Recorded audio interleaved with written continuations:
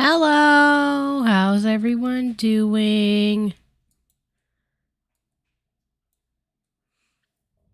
How are we this afternoon?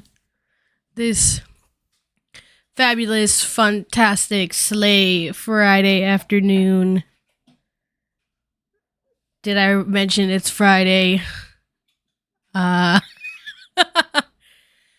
Look at me being an influencer and pretending like Friday means anything. Like every one of my days isn't exactly the same no matter what day of the week it is.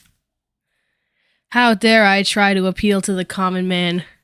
Uh, alright, gamers, gamettes, and non gamer binary.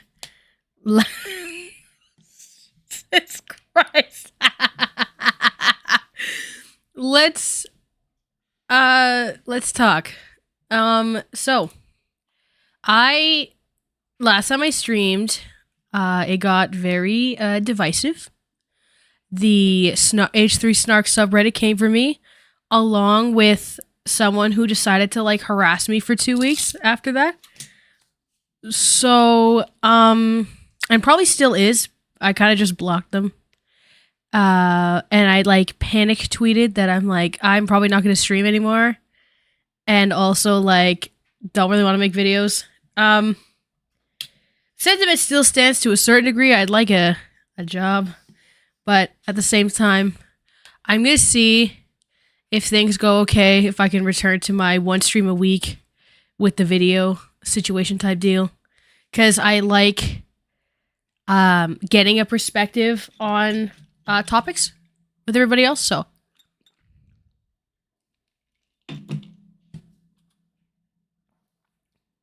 yay, 10% male audience. Hello. Also, hi, Travis. Hi, Sabrina. Hi, Mariana. Bo. House Mouse. Morph. Late. I'm looking at all the names. Moses supposes. So, my morale has gone up.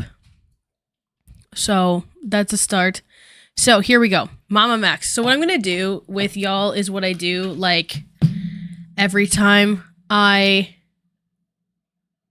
do, like, a research stream that I've already done a pretty significant amount of work on, I also need to turn the do not disturb on. Oh, wait, you're not seeing my screens on my iPad stuff. Never mind, I'm just silly. Anyway. Also, if the stream randomly ends in a couple hours super abruptly, it's because, remind me, chat, that people are coming over. Because that happened. I was streaming on New Year's Eve, and then everyone started showing up, and I didn't realize I'd been off for like 3 hours. Chat, you're my... I want to be... Okay, anyway. You know, I know that I got this platform from being, like, smart or something, but to just be, like, XQC just sounds so epic to me. Not the gambling stuff, though. Okay, anyway.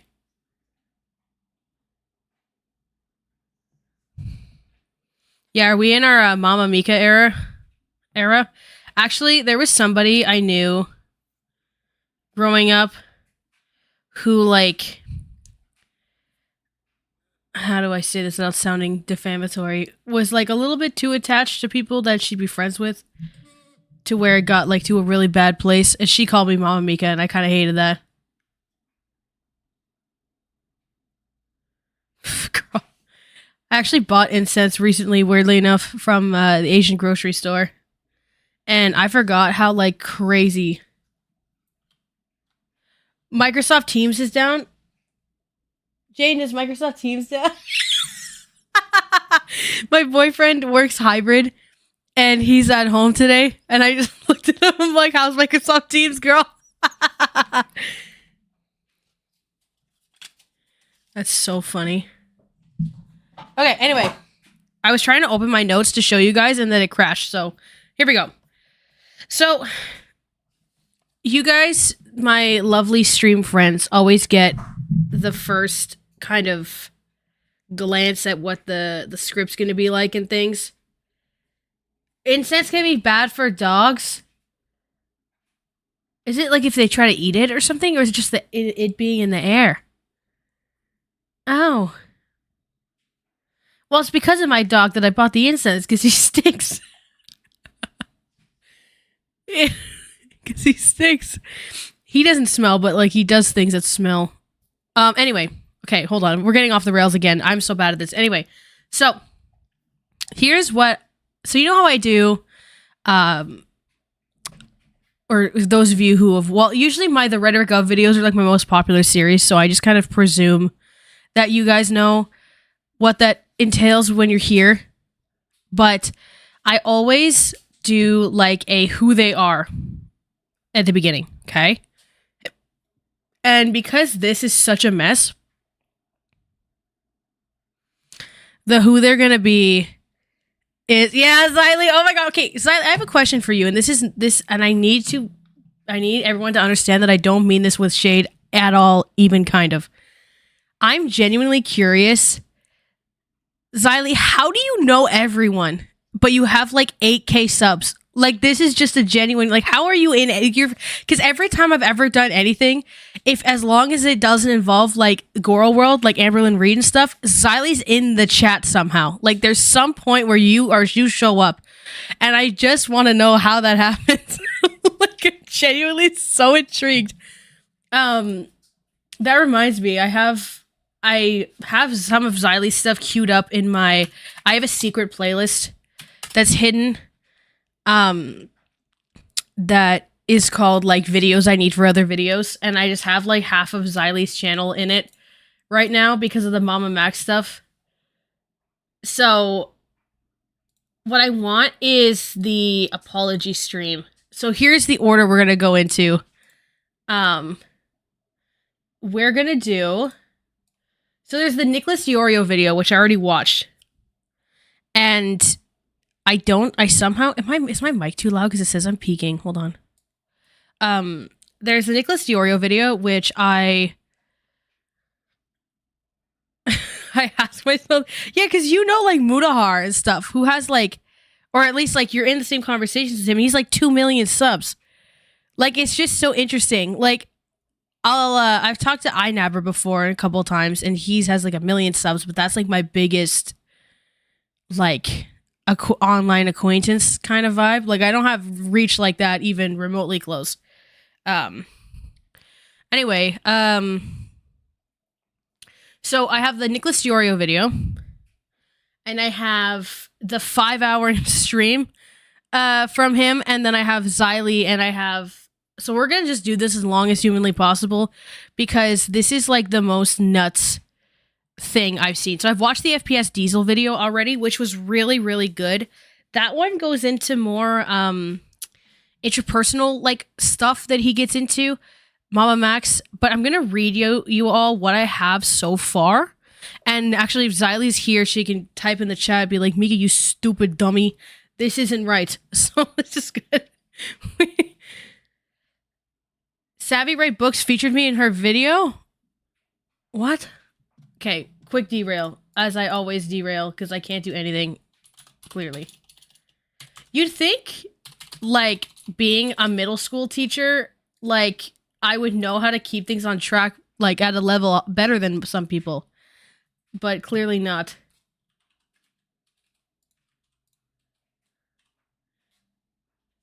I'm just trying to see what the... So it talks about, like, fat phobia and stuff. I want to know where I am. Oh, Jordan Peterson, so... Oh, boy.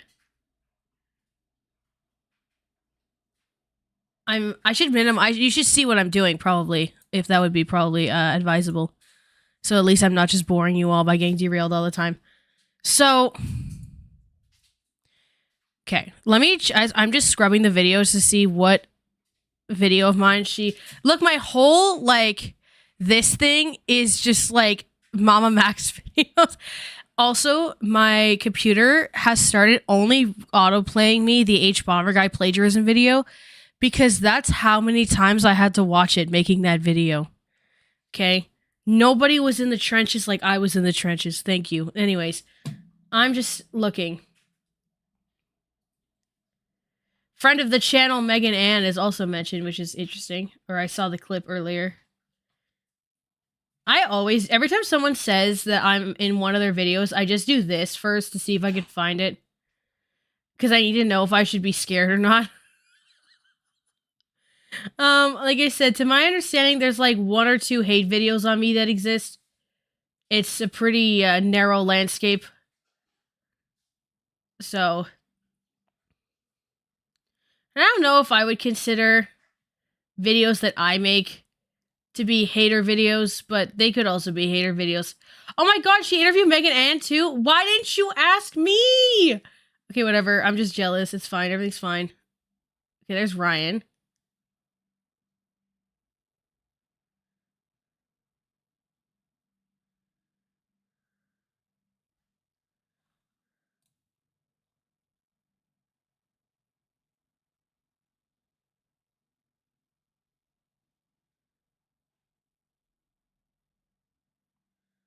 Is it this video that you're talking about? Because I also don't see why I'd be in this one. Because I don't talk about fitness stuff. I feel like it's this or something.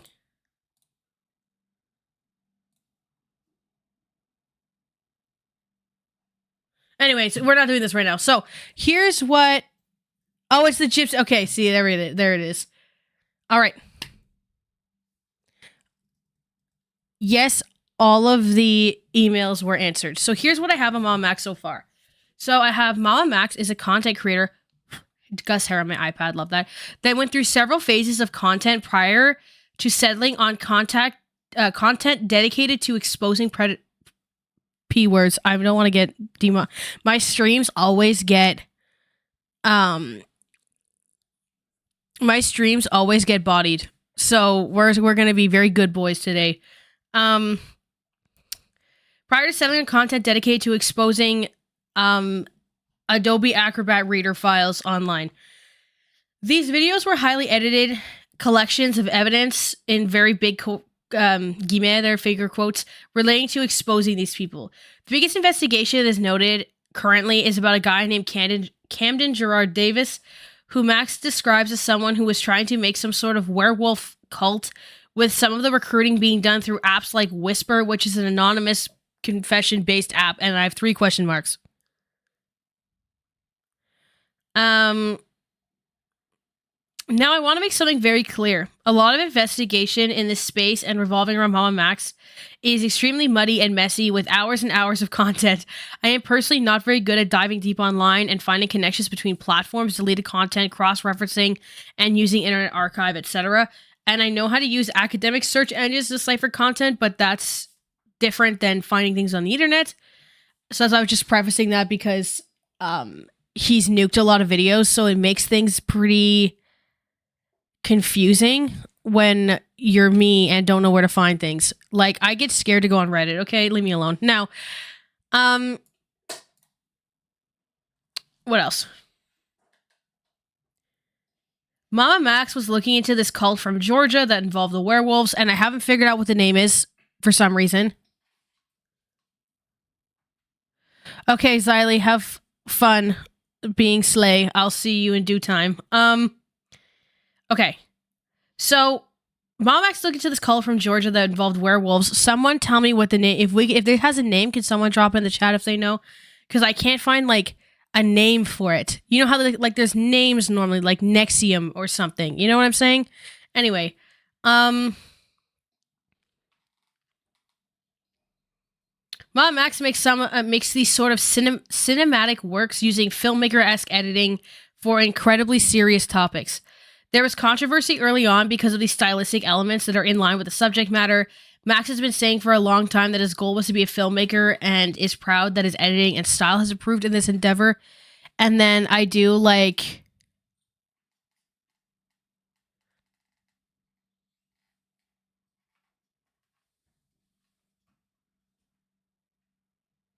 Okay, so he doesn't...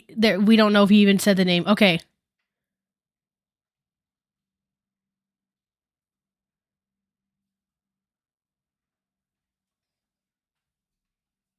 Okay, Guild of Divin... Okay, hold on. I need my pencil thingy. I'm also not. Everyone relax. I'm not done yet. Okay, hold on.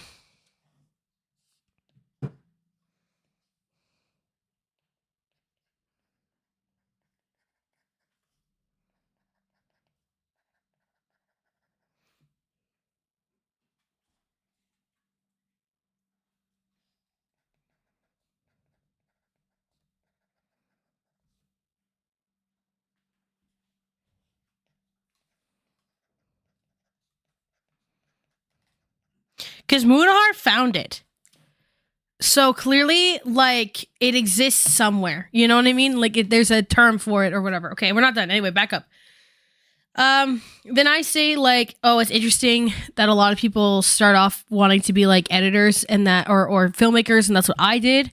But that, like, it's a very different avenue where I'm talking about, like, foodie beauty or something, and he's talking about, like, you know, people that are like the guy from Subway. That's how, that, that's how we have to classify because I can't say the actual word.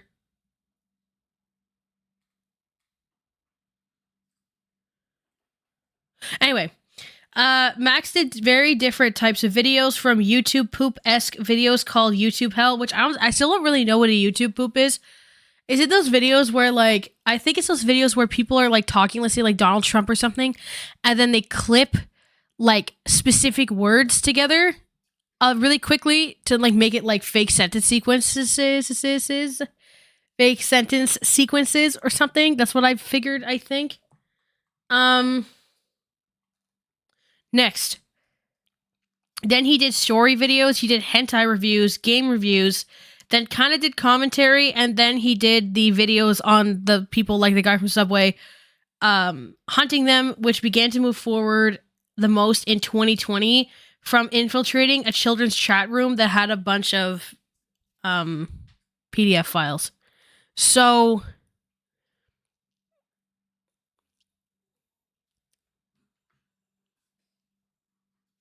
yes, Jared's. We'll call them Jared's for now.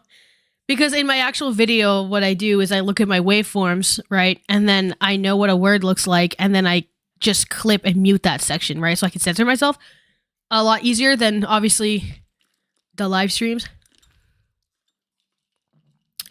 All right.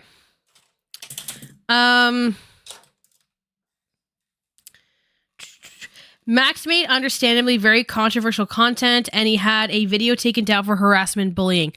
Our man's loves a good dox on a Tuesday afternoon.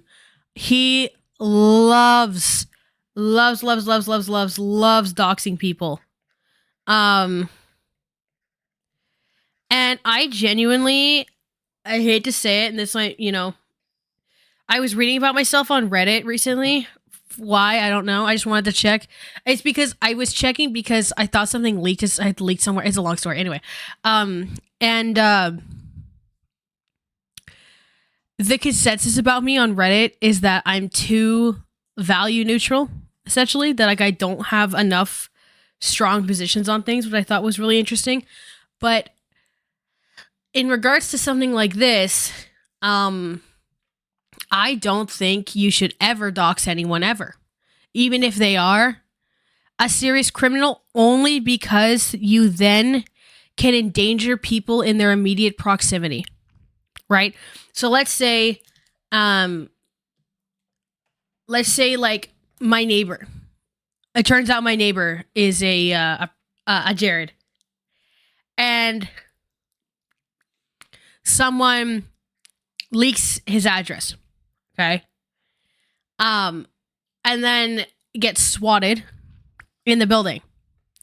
Right? That could pose a lot of very dangerous possibilities for people in the surrounding areas. You know what I mean? It's just more like when you do something like that, you can never guarantee that only the person... Why is this is annoying me.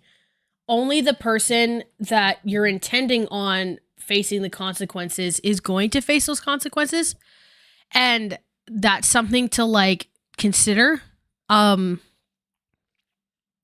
right.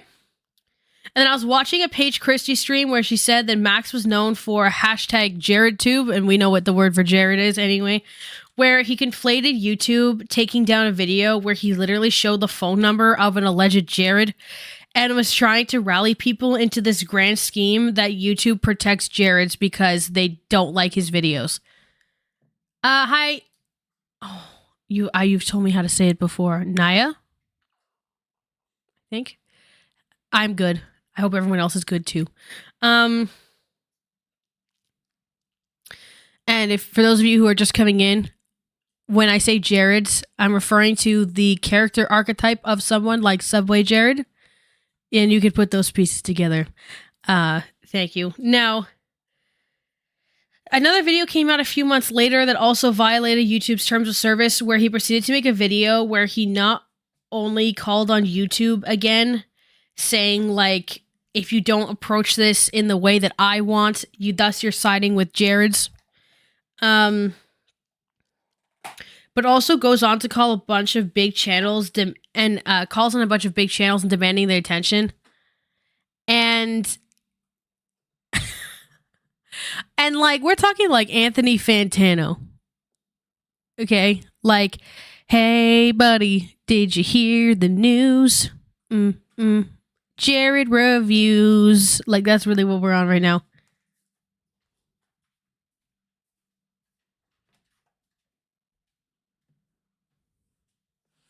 All right, we continue. On the video, he calls on Mr. Beast, Corpse Husband, Moist Critical, Anthony Fantano, 3 question marks, Ethan Klein, amongst others, and the entire platform of Twitter using hashtags such as Pick a Side YouTube. When I was researching, I went to the FPS Diesel video, which goes into more of the interpersonal dynamics with ex-partners of Max's and other content creators.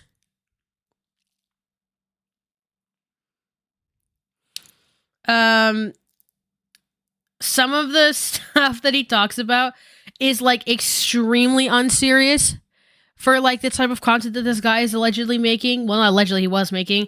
Like Max getting absolutely tilted at the very sight of Tommy C, who's a commentary guy or something who's been around for a really long time. Kind of like Xylee, where it's like he knows everyone but doesn't have like a ton of subs. But like, because that's something that people don't realize, like when you're online, is like your sub count doesn't necessarily equal your relevancy. And it doesn't necessarily mean that you could be irrelevant with a ton of subs. That's not the only option. Like, you can have not a lot of subs and a pretty strong relevance.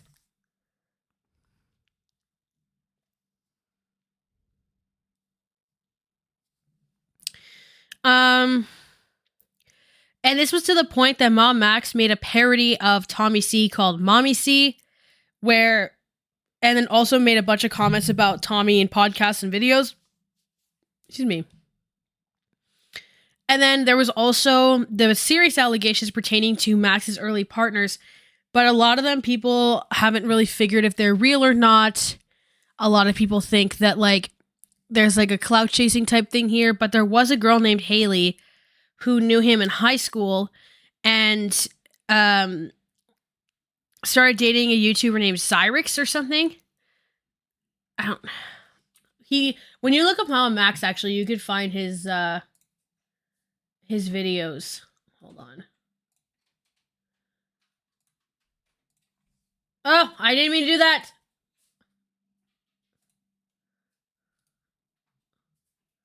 Let me open the link in new tab. Girl, give me a break.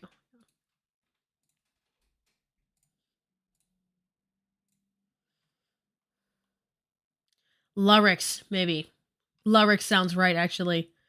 So, I think she was dating Lurix. And,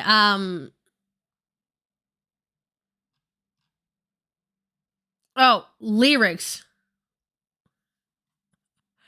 I hate all these people have, like, um all these people have like 10 channel names.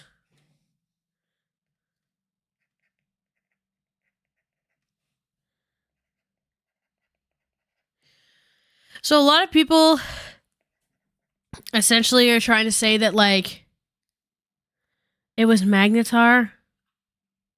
It's both.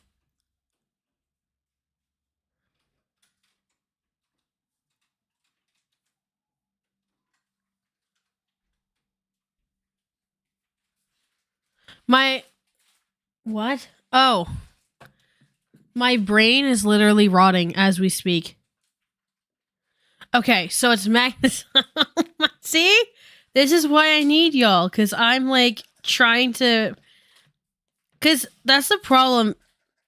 Like, I appreciate y'all suggesting rhetoric of videos, but y'all suggest to me a lot of people that I've never heard of in my life. Yes, I remember Chud Logic from other videos I made, and Chud Logic is just like, oh, I can like not like women and be British, so it's funny.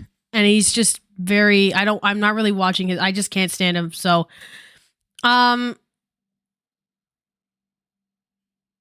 okay. Anyway, she dated a commentary channel guy. People are saying like Haley, but then Max does confirm that he sent a video trying to commit unalive because Haley wouldn't date him essentially. And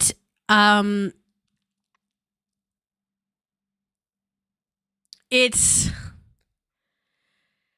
I don't know how to when things like this come up, it's hard for me to like dance around not like sharing too much about my personal life, but like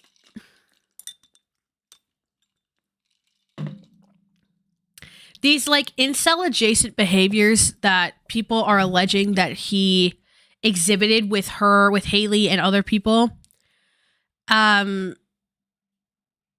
are synonymous with what's up, Queen? I just slam dunked a client presentation. I live for that. That's very epic and very slay. I forgot to like. Oh, I can only like super chats. That's annoying. Anyway,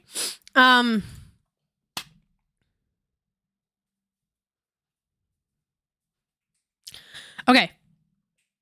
And so he was exhibiting behaviors like essentially harassing her for attention. And then when she gives him attention, is like, oh, you're leading me on. Right? Which is something that a lot of girls will do in those types of situations because they just are worried about like, you know, having their skin worn by like, and I knew someone who exhibited a lot of these behaviors and was really awful to me and actually tried to like I have this these are things I always get so worried come back to. I'll be careful. Anyway, I thought I was the one who was wrong for some reason. Therapy was like, Mika, tick, tick, tisk, tisk, tisk, you stupid. But I only started really doing therapy in university. But he, this other guy that I know who has for some reason done some weird things trying to like mess with my life in strange ways and told the guy that all he had to do for me to never have access to our messages again was just to block me on Snapchat. And then all the messages will be gone. Because this guy saved every single message in Snapchat automatically. I don't know why he did that, but it is what it is. Anyway. So then I'm talking to him and then trying to just be like, you know, I'm sorry for how it happened. I can understand that it was very damaging for you. Because I also was wrong in how I approached it as well. Like there were times where I was too muddy with the waters and things were really messy. Anyway. To which he immediately starts to like try to gaslight me in like real time. And it's like, no, you said like you wanted to be with me and da da da da. So then I just start sending him screenshots of our messages. And I'm like, this is literally me telling you that I'm not doing that. That's not what I did. And this is I have proof. And then he goes, damn, this guy that we both knew said that the message would be gone. So he was betting on me not having anything in order to make me look bad, which was nuts. Like, that was so nuts. And like, when I saw that, I was like, oh my God. And now it's kind of transpired into this, like, if I even, something that reminds me of his existence just like makes my skin crawl because it gets way deeper. He lied about a lot of really wild stuff for who knows why. And then I think about how cringe it was just for me to even like, it sounds awful, but to give him the time of day almost. Anyway. So now, when I see these behaviors from this guy, Max, oh hi Gus, it's like I see the signs more intimately. You know, like the way that he like tries to a lot of self pushed or very self-important, projects a lot of nature of self-importance. Everything's really serious. Everything is an ego game. People owe him stuff. It's that concept of people owing you something is very synonymous with those behaviors.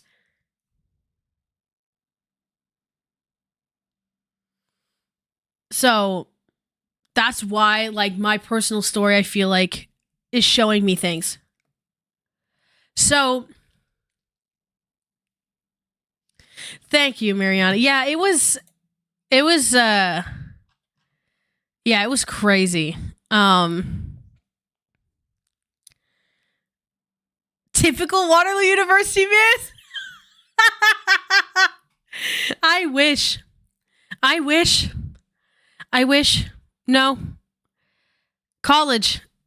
But not even, anyway. Again, I'm not trying to identify anybody here. So, for those of you who don't know, what we're going to do also is I'm going to show you what one of his channel videos looks like so we can just get into the vibes. Hi, Bay ASMR. Yeah, I was just talking about like this guy I knew in college and how Mamamax exhibits similar behaviors to him. That's to summarize that quickly. So this is our channel here. Did you do the silly voice in this one? Yee! I hate so these headphones also have pretty good bass in them, so it just like I've never heard his voice with headphones on because recently what I've been doing is I've been watching them on like my television and I'm like playing Switch or something, playing them on my Switch or something, and so like I can't, but I've never actually heard the voice in my headphones. So really quickly, we're just going to play a little bit of this guy's voice so we can get a vibe of what I'm talking about here. Let me make myself smaller and make the video bigger. I think something else that's been really hilarious is, so I've been watching like videos on it, right? And I was watching a Tom Dark stream, which is Turkey Tom, because again, the only people who are covering this are like that end of commentary, which is also why I'm trying to like do something. And Turkey Tom will have his face cam. He'll be playing like Fortnite, and then he'll have like another tiny window of like the video, and it's like the most like TikTok ADHD like vibes I've ever seen. Okay.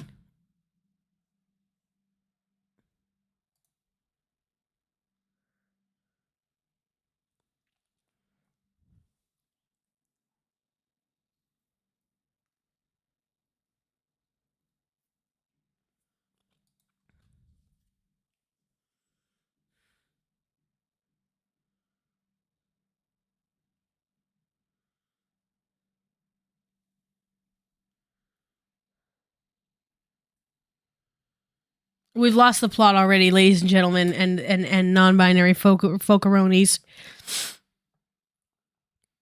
Oh yes, Turkey Tom is a right-wing chud, but he made the videos on it. Like, I have to, like, that's just, it is what it is. I don't consume content in the same way that, like, y'all can consume content. You know what I mean? Because I'm not watching Turkey Tom in my free time for fun, okay?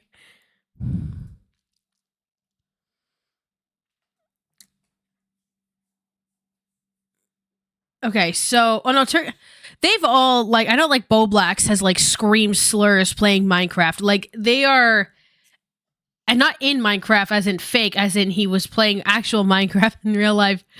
No, like, they're, he uses, like, the R word in the stream several times. It's like,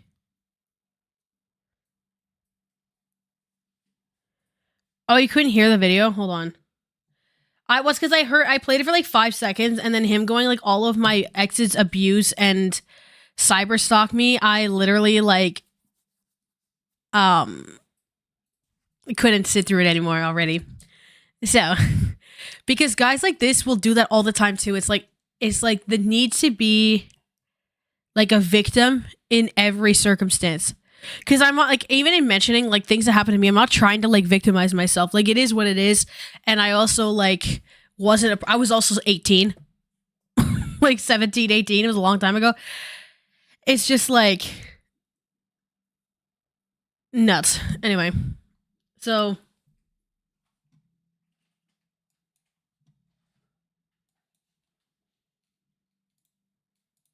whoops. That's my bad.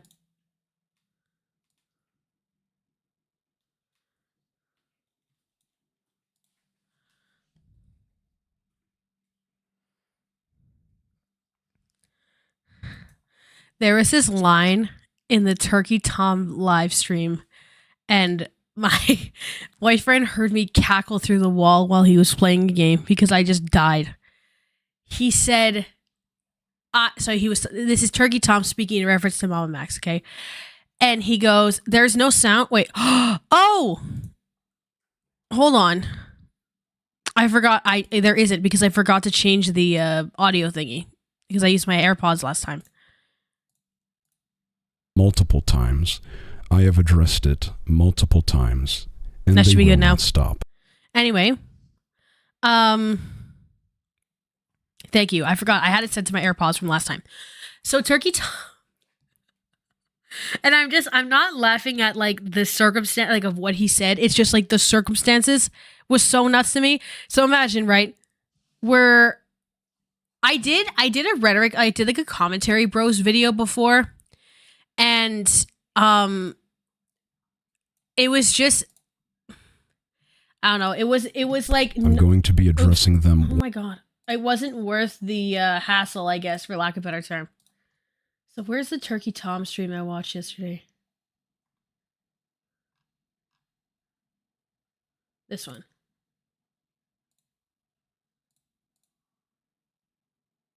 Mamamax. Okay, so here's what I'm looking at, okay? So I'm looking at this guy playing Fortnite with the video up there and the chat on, okay? And he says, and I quote, I was gonna say Max is the R word, but then he confessed to me that he might have autism, so he full out said he is R worded.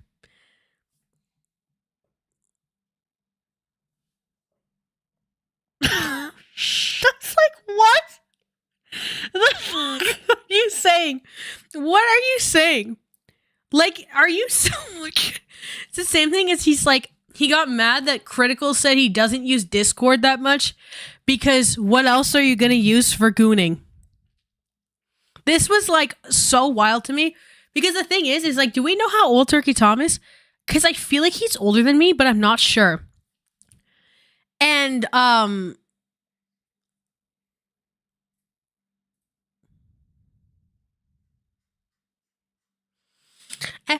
Oop, my voice cracked. Anyway, and like, I just don't understand how you're so,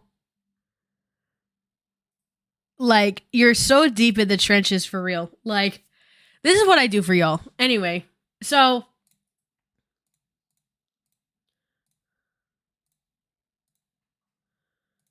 this is a guy one by one, because they are that all we're dealing individual people with their own individual stories. Turkey Thomas 20? What? Because like he sounds like my no, I'll say with Turkey Tom, he sounds like the 13-year-olds I was teaching. Like, yeah, in like the terms of like the language that he uses. Turkey Tom age.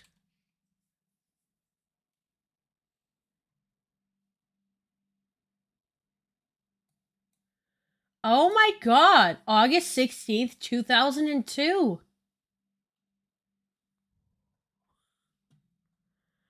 He's older than me? I mean, I'm older than him?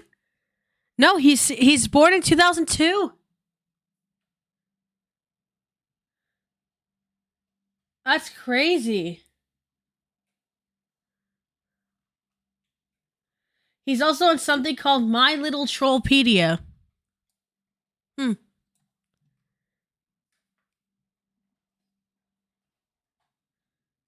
That's actually nuts. I don't know why I thought he was older than me. Well, it's because he's been doing this for a while. I guess like thing is too for me. Like when did I start? I started making videos when I was like 20. So I guess that kind of that checks out. I guess. Yeah, he's 21. Because I know Nicholas Diorio and I are very close. He's like a little bit older than me. Anyway. So now that we know what his silly voice sounds like and everything,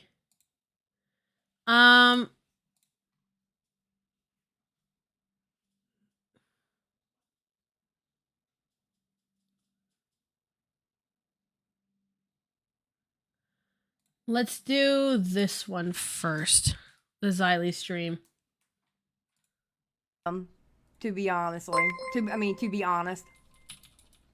Let's go into where, hold on. No, I will not be making that into a donation gift. No, that ends by Mamamax, and it was uploaded last night. I was minding my own business. I was Max is like 28, I think. And I was deafened because I was editing a video that's coming out tomorrow. Yeah, he was a senior in high school in 2013. So my brother graduated high school in 2015, but we graduated a year early. So he's 3 years older than my brother. And my brother's 26. So yeah, he's like 29.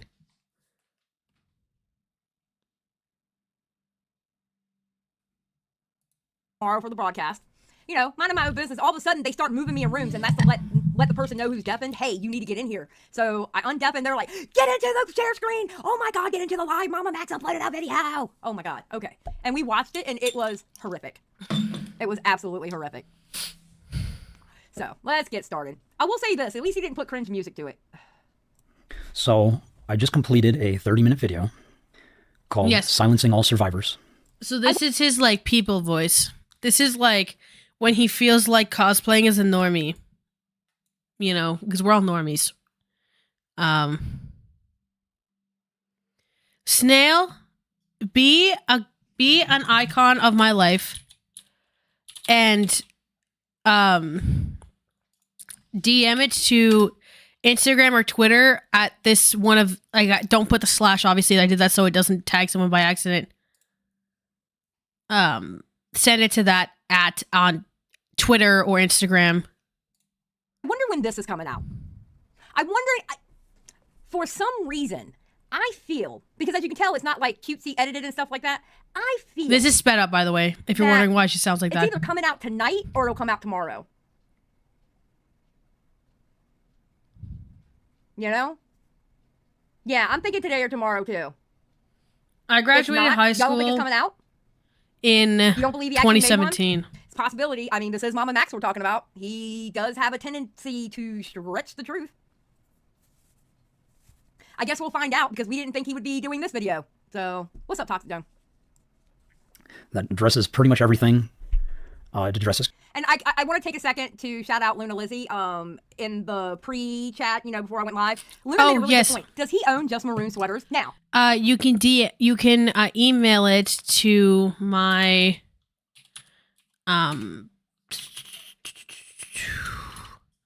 content email.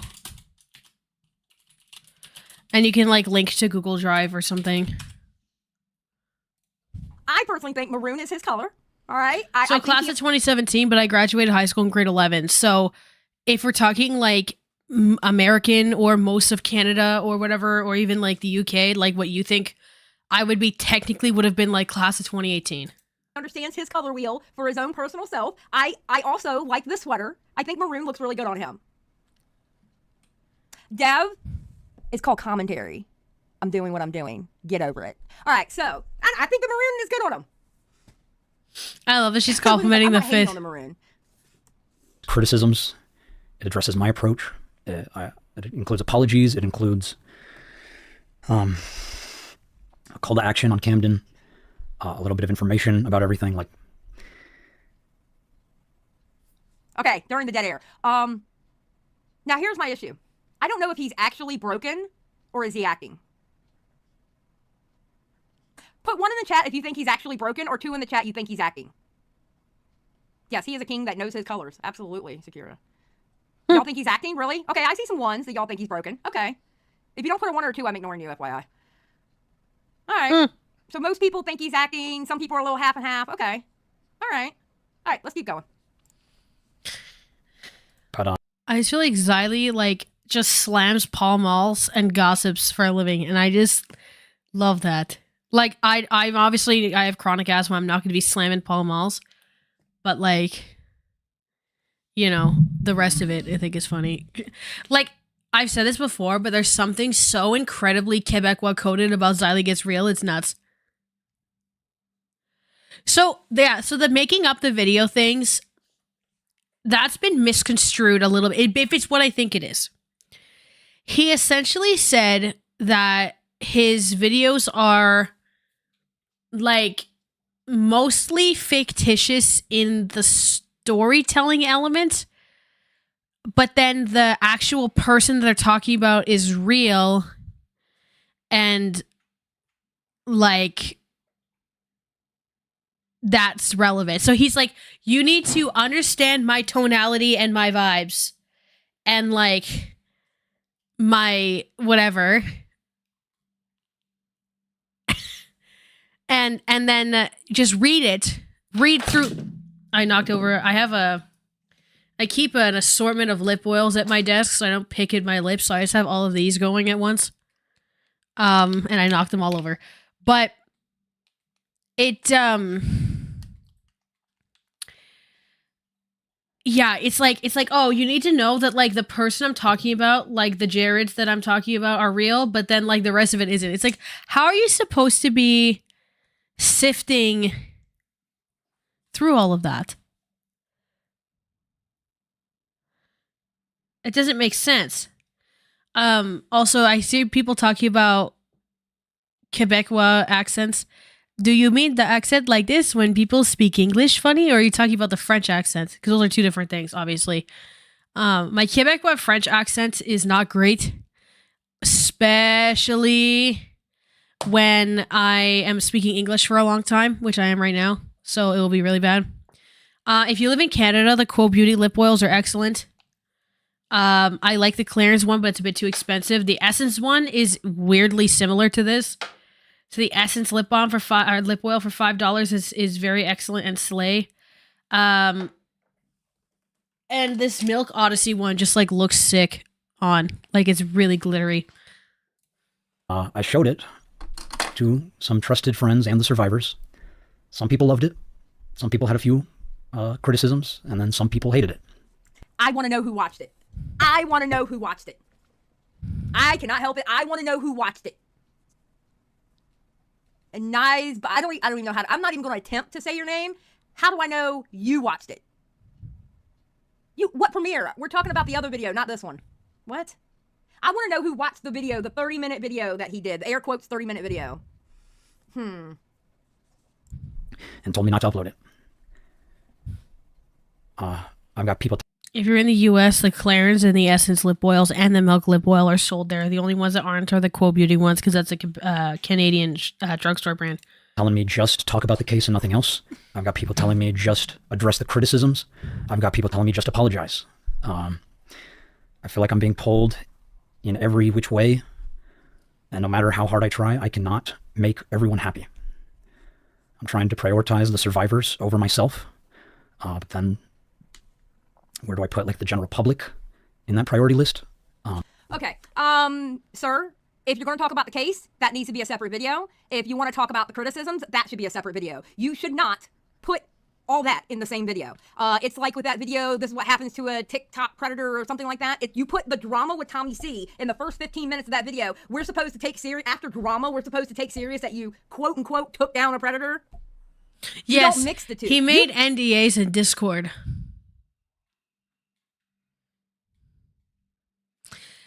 You know what vibe that gives me? Oh, Onision contracts. Am I right or am I right? Thank you. You've already been told that. Cringy told you that about that video, and you didn't want to listen. That's half your problem, dude. You don't want to listen to people. You don't listen to a damn person. People been told you how to deal with this situation, and you don't want to fucking listen. QTV for 5. Max really needs to get off his cross. We need the wood. Yeah. He doesn't listen. He doesn't listen to anybody. And it's very difficult. I feel like I'm in an impossible position where I just can't seem to do the right thing. Okay, hold on. I gotta speed this up. I can't do this at this speed. I can't. And I'm not going to one. Shit, I might go to 1.5. Oh, she's so real for that. And I'm sorry. I'm sorry I can't make all of you happy. I'm sorry to Charlie for dragging him into a case that is not necessarily his fight. I'm sorry.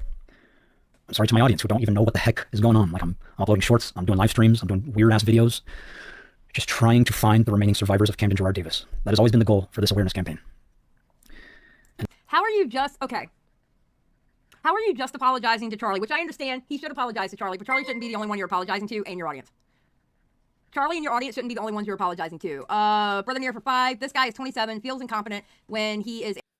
I know how. Oh, never mind. That was gonna be a bad joke, but I need to learn how to put the little dono sounds on the chat on the screen, but I also don't know how to do anything and don't understand.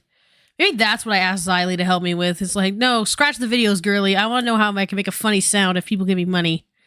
Because I just love her little dono sound. I think it's cute. That's completely irrelevant. My bad. A P-word hunter. I'm 21 and have exposed P-words better than he has. Let that sink in. Thank you, Brother Near. I appreciate it. Thank you for the 5. You know, Mudahar has helped you a lot. Not only this time around by trying to give you sound advice, but he helped you in the past. And he has been under fire, which I can understand. People looking at him sideways because how he has helped you in the past and stuff. I believe Mudahar deserves an apology as well. Thomas By the way, he's living with and dating one of the victims he found through this investigation. Also deserves an apology as well. There's more apologies you need to divvy out. I'm sorry. Pigeon Salad for 10. Seems like Max has a habit of wanting to mix up subjects with each other that don't work together, from his beef with Tommy C and the TikTok Pete Predator to the brainwashing video and revealing Camden. Yes. So. And while it's worked in some respect, Pigeon. it's also caused a lot of issues. I don't want to cause issues. I want to resolve these issues. I don't want any. I don't want beef with anyone. Like I want to communicate openly. I'm trying to communicate with my peers. Bro. Okay, this part right here infuriates me. Oh my god. Bro. I don't want beef with anyone. Like I want to. This is also going to sound so weird, but I am. Is it confirmed that they're dating? I think so.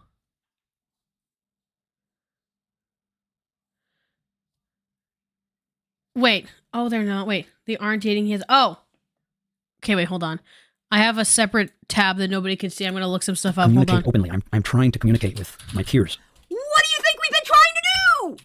How many times did Lyrics talk to you? How many times did you have crazy ass Colton go up there and talk fucking sense to you? You even had Smaggle Daggle go up there and talk to you with common sense. I've already deemed we're not allowed to call Smaggle Daggle retarded anymore. Okay? We're not doing that here in this house anymore. Okay? Because Maggle went up there with clear common sense. Mudahar has jumped on 2 live streams and gave you good sound advice. Him and Knox in the background talked to you with good sound advice. And yet, you're talking about, I just want open communication. You have the fucking communication and you don't want to fucking listen. And then you wonder why people are getting upset with you. Because you're not listening. What the hell? I'm just saying. What?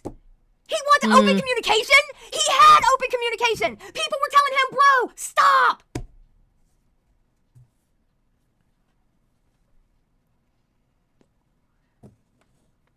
Bro, stop. Come on. And I'm trying to listen to dissenting voices. Since when? Since when? Again, how many conversations did you have with Lyrics? And Lyrics was bringing up good points every time he went up to talk to you. Every time you kicked him out of a call, he was bringing up good points with you. But you're trying to listen to dissenting voices? You weren't listening. You were getting pissed because they weren't going with your narrative. I apologize. I did not know she was just gonna drop that randomly. My bad. Okay, so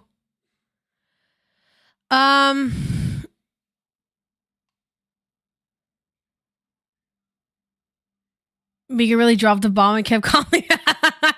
Okay, so it seems like, yeah, they're not confirmed dating, but there's like a lot of weird like they probably are and won't tell anybody stuff. So, okay, good to know. You kicked Lyrics. I just never want to show like Kiwi Farms threads or stuff on stream because I don't want someone to put my house on there. It's out of how many calls did he kick Lyrics on? Like 3? I'm trying.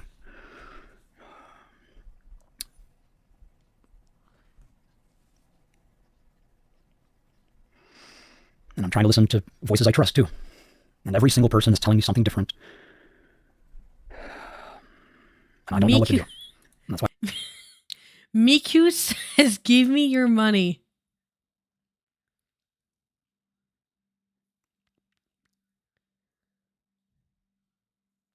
Oh boy. Just the name, that makes me laugh, sorry. Oh yeah, like, Spencer lives with him and like depends on him. Which like is, yeah, it's the same thing as like you would never do like therapy from your house, you know?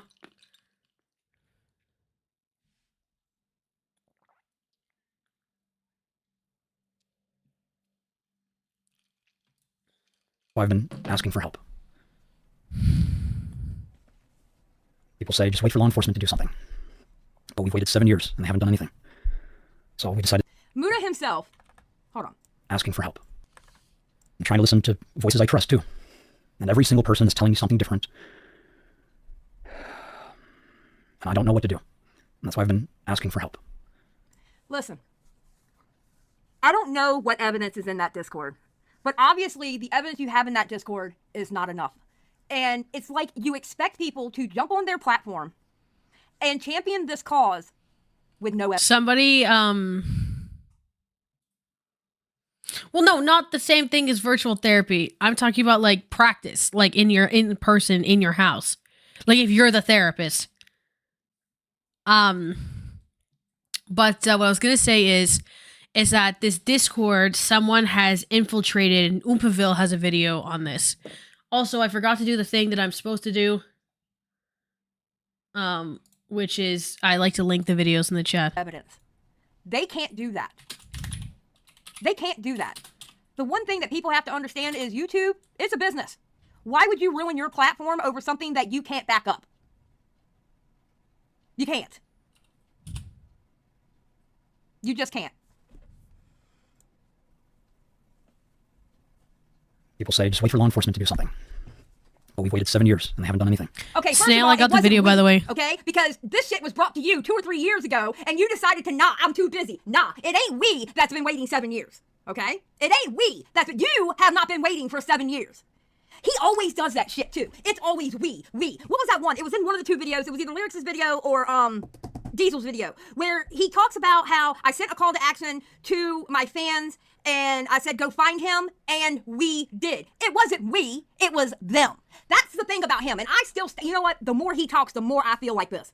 I feel like he's just the face and the voice of this channel, and everybody else does everything for him. He doesn't mind getting the doxes of other people and putting it up there. Do I believe he actually went out there and got the doxes? No. You know why? Because his ass wasn't even smart enough to find the damn arrest record of Camden Gerard Davis. It was somebody not even in his camp who fucking found it. And you know how long it took that person to find it? 5 fucking minutes. 5 fucking minutes it took them to find that. Pigeon salad for 10. Thank you, Debbie, for the. I gotta boop, boop, boop, boop. I'm gonna make the noise. Thank you. Yes, I hope the video turns out okay. By the way, my 3 sections for this, as a spoiler for y'all, is I obviously have like the who it is thing, and then I have the practice of Jared hunting on YouTube, and then I also have the sensationalization of serious allegations and stylistic elements. So that will be my 3 parts. Who's we? You speaking French, Max. You put this story on the back burner for years. Who's we? Turned You around and speaking tried to French? chastise I love that content creators line. For not talking about it, you hypocrite. Yes. Oh, Yes. yes. Also, I should put the captions on. That's my bad. Hold on. Do you also want me to turn it down? Because I turned it up higher than I'd like to listen to it. Because, That's exactly it. yeah. I'm sorry, Luna. I will try to calm down just for you. Okay. I take accountability for the toxic gossip train that I am spewing right now to you, Luna. I'm sorry. I'm making your ears bleed. Oh, see, okay, somebody else. We. I'm gonna are put myself up here so that If he gets to use the we, I get to use we too. Okay? Oops. Fuck it. We are sorry. as to not mess up the closed caption. Hold on. Anyway. Now I need to make me smaller again. So we decided to do, just go public with it and put eyes on him. Do I fit over here? People wanted evidence, Yes. so we Yeah, I saw him, but I know I got good mods in here, so I don't pay attention to him. Okay, yes. Like I, I said, saw some of the spammers. Some of the I spammers, had turned this up more than I like because I usually watch videos and all y'all are like, it's not loud enough. So saw and I looked and I was like, oh, I It's didn't. a bit But too quiet. some of them I didn't even see. we've been inviting people to our little server where we have the evidence. But then people don't want to listen to the survivors when they're in there and just look at the evidence and conclude it's nothing. They have to look at the evidence with the. Okay, all right, listen, Linda, listen, Linda. It's like I explained yesterday. Now I can't talk for everybody, all right, but I can talk for myself, me personally, all right.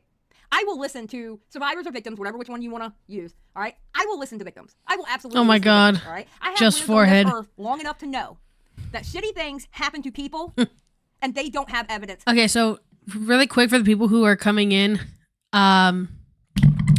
oops, Mamamax is one of these and we've been using the word Jared as in reference to Subway Jared, and we all know what he did. So think about that. So this guy allegedly hunts Jareds, and he but he does it in this these weird avant-garde film bro video edits, and it's very strange. And he's been fumbling allegations really, really badly with no proof and stuff, and it's just been a whole mess. So, yeah, not great. Okay, Naya, have a good time. Thank you for coming to the stream. To back it up on what happened. They don't have any evidence. Okay? I've lived long enough on this earth to know that. Bad things happen to good people all the time. So yes, I will listen to victims. I most definitely will, okay? But I don't have a law degree. Yeah, everything I'm you not can a eat that, doctor. just do it today. I am a fucking YouTuber.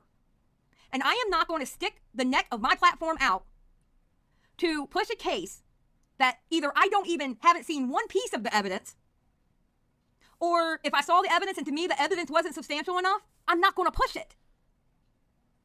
But will I listen to their stories? Absolutely. Can I show compassion? Absolutely. But I'm also going to listen with a critical ear, because if a story changes up or something that they said happened couldn't biologically happen, well, I'm going to pick up on that too. You know what I'm saying? Hold on. Rudy, Max, you can't just cook your spaghetti anymore. Now you need boiling water. I don't know what that means, but thank you, Rudy. I appreciate the 5. Thank you. Yeah, trust I but don't know what verify. that means. Yeah, trust but verify. Absolutely. Oh, When it I only sit gets there worse, and- by the and- way. and- So, hypothetically, allegedly in Minecraft, this Camden Gerard Davis person with Spencer had Spencer help lure people into this werewolf cult situation type deal. And the issue is now is the only proof of doing things like soliciting things or trying to get young people to join something, whatever. The only actual evidence is against Spencer, who was allegedly doing this to help this other guy. So now everything is like a whole mess. So now all he's done is potentially have evidence against a victim and nobody else. I can give my shoulder to anybody. I'm actually not this mean old bitch y'all think I am. No, actually, no. Scratch that. I need y'all to think I'm a mean old bitch, okay? I am a mean old bitch, all right? Don't listen to what I just said, all right?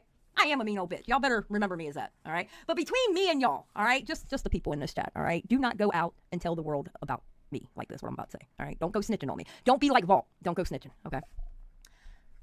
I will lend a shoulder for comfort for people, especially victims, all right? I've been there myself. I've had bad things happen to me too. And I had to work them out in my own way. All right? Everybody has to work it out in their own way, whether it's therapy or just somehow working it out without therapy. I did it without therapy. All right? Might be part of the reason why I'm a little fucked up now. You never know. Okay? I'm not a psychologist. But I will lend a shoulder for somebody to lean on if they need to talk about something. I absolutely will do that. But there's a difference between having that shoulder and listening to somebody and putting it on your platform. You can't just drop werewolf cult situation type deal all casual like that. Girl boss, what does that mean? Yeah. So,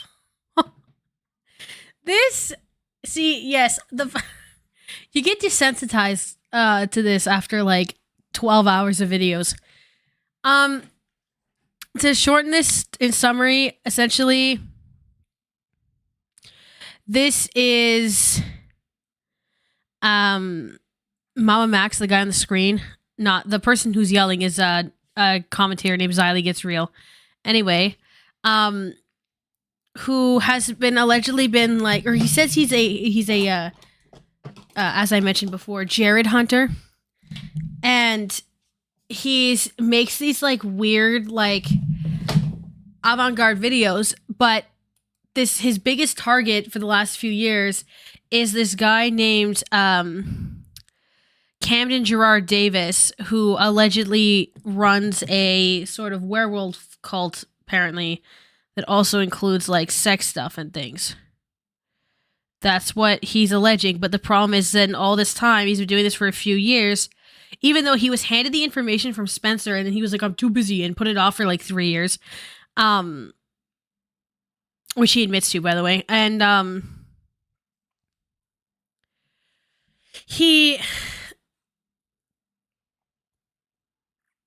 he's been trying to expose this Camden person, and then has gotten mad at people for not hopping on his train of making this content, and hasn't been able to do anything. So yeah, now we may continue. You know what I mean? And we'll just get to through the apology video section. We'll go to a different video. I just wanted to see like what this was about. And people are making all. Wait, okay, Avo brought this up. Xylee, what if Camden is Spencer's ex and she's using Max to smear him? Avo, I don't know. That's the thing. I don't know. I don't know. I don't have proof of anything either way.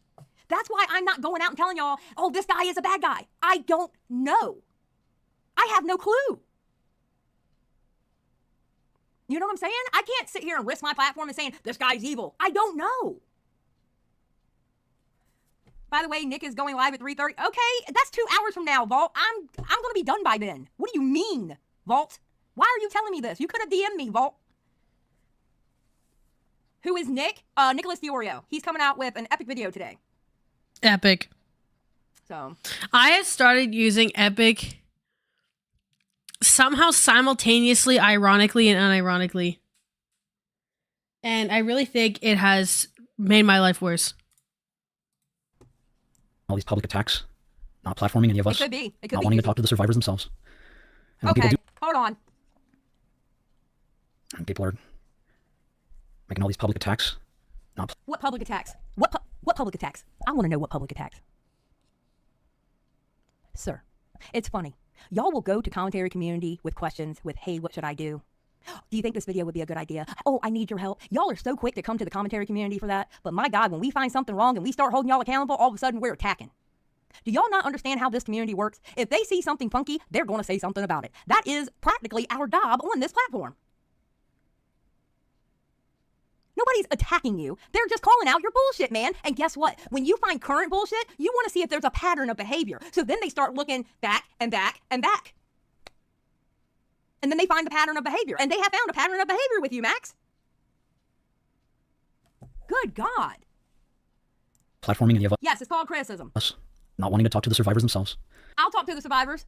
I'll talk to the survivors. But I doubt very seriously you'll let me talk to the survivors. I want to talk to Spencer. I have questions for Spencer. I do. I legitimately have questions for Spencer because there are some things in that story that I don't understand. And I got 25-ish pages of notes. I still have the last hour to go with that podcast, so I may end up with more notes. I have questions Oh for yeah, Spencer. Spencer did a 4-hour podcast talking about everything, which I downloaded right when this all started, in case it gets deleted. Actually, that's probably what we should do next. God. Life is suffering. Anyway. Talk to Spencer.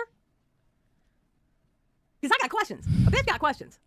Because I don't understand. All of this some things for I don't. YouTube telling me my revenue is $13.47. It's foggy for me. Who said they wouldn't talk to the? Who said they wouldn't talk to him? I have to figure out how a Like what? werewolf cult works. Anyway. And when people do talk to the survivors, they're getting attacked.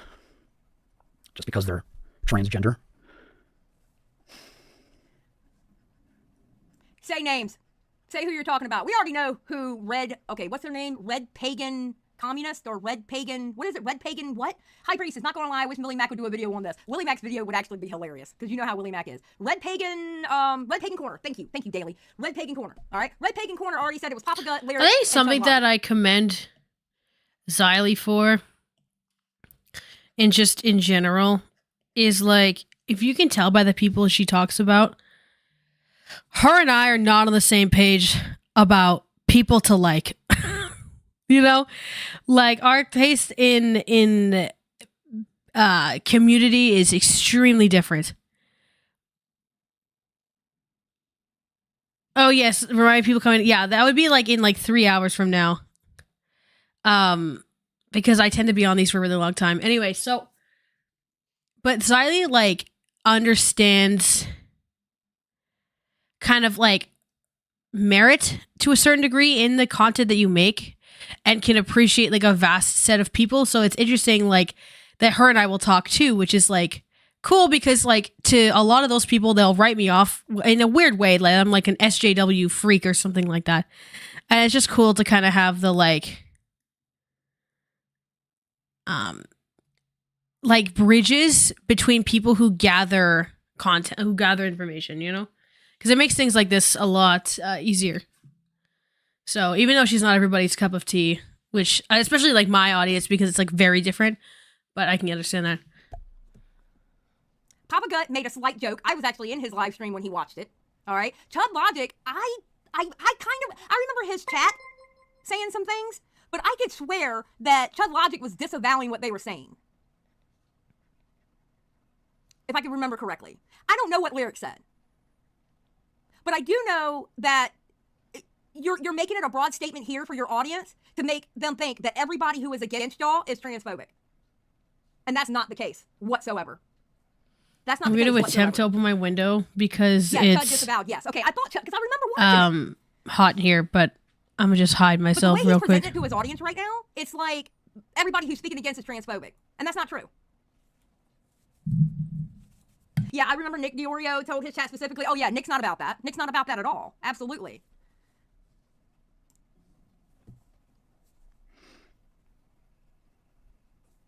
This has been very difficult. I know if I could have just started with making everything clear from the beginning, maybe this could have all been avoided. Yes. Oh my God. Yes. Yes. Yes. Make it clear with you should have started out with a video specifically on Camden Gerard that you could have actually made it a damn series. You could have started I off returned. with Spencer, patient zero. Throwback to Onision days. You could go to Spencer, patient good zero. Lord. Okay. And you could have done a video just on Spencer Why is and Camden this- Gerard Davis, not a 5-hour freaking. Hold on. podcast That literally. Do you see that? You can't. Hold on. Which way is it? It's like this. Why is half his body hanging off like that? Guys. Guys.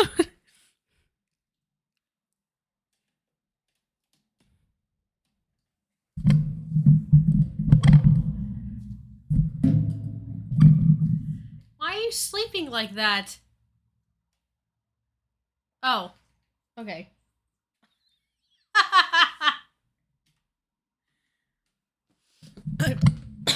Moody. Excuse me. Yeah, so I was gonna make that bed, and then Gus laid on all the clean sheets, and now they're dirty again. So, Nicholas Diorio is a commentary channel who makes, unfortunately, pretty good videos in the sense of that he's pretty good at finding stuff that a lot of people can't find. But then he has like the personality of like a root canal. So I'll let you decide that on your looping own. in the good 2-3 hours of it in the middle. Okay. Oh my God, that killed me. FYI. I literally have in my notes blah blah blah blah blah because it literally had nothing to do with the case. Anyway, you could have had episode 1 on that, and then the next victim, and then every victim that comes out next with receipts, with their proof and everything like that. You could have done that first, and then did your live streams. I was like, come on, bro. And I take accountability for that. I just thought that if people wanted to know what was going on, they would just go to the podcast. And we put the podcast on Spencer's channel to help her build her own platform, because survivors need more than just a voice. They need financial help. They need psychological help. All right, hold on. Give me a second. Give me a second. Sorry. Dead air.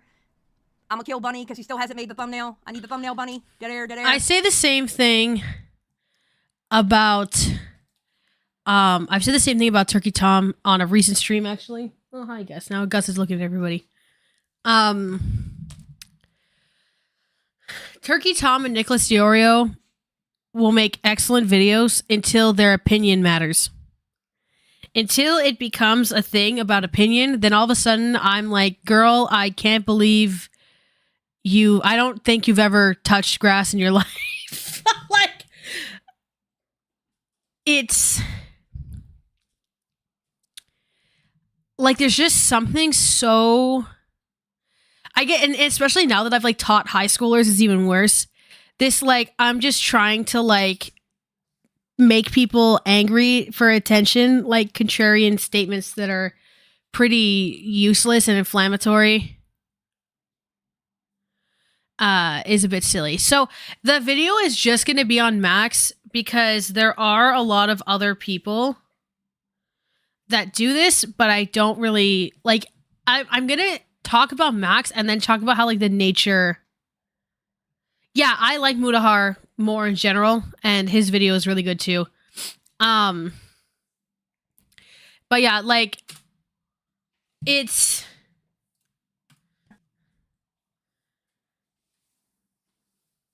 gonna have commentary on the practice as a whole as the other two parts, I guess, but not about a bunch of other people, if that makes sense. Okay, let's continue. They need medical care. They need a loving family. They need a roof over their head. Survivors need a lot. And I've been trying to provide that, and it's not enough. Okay, listen, Mamamax, you're a YouTuber. The only thing, okay. Oh God, this is gonna sound so dickheaded of me to say this, and I don't mean. I say that all the time too, where I'm like, I'm about sounding such a jerk. This, I swear to God. All right. If you want to tell a story, Mamamax, the only responsibility you have is telling that story and telling it properly. Okay? That is your responsibility.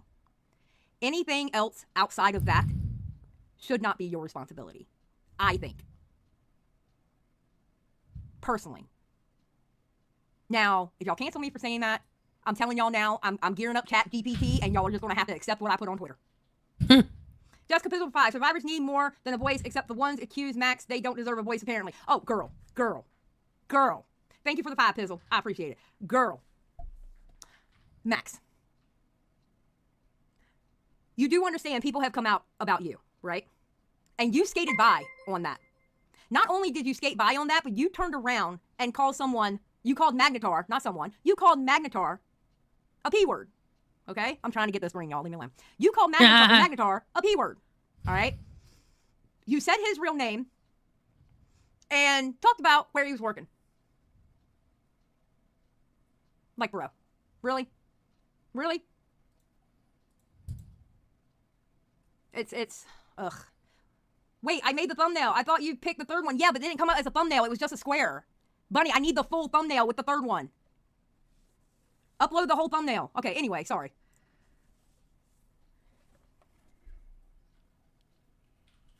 Feels like when we reach out for help. Yeah, so like I'm not saying like Mudahar is like the symbol of morality, but when you've got like a bunch of steaming hot piles of poo, and then you've got like a brown rock, I'd much rather pick up the rock with my bare hands. You know what I'm saying? Like, that's what I'm saying. People just want to use that opportunity to attack us, to hate on me.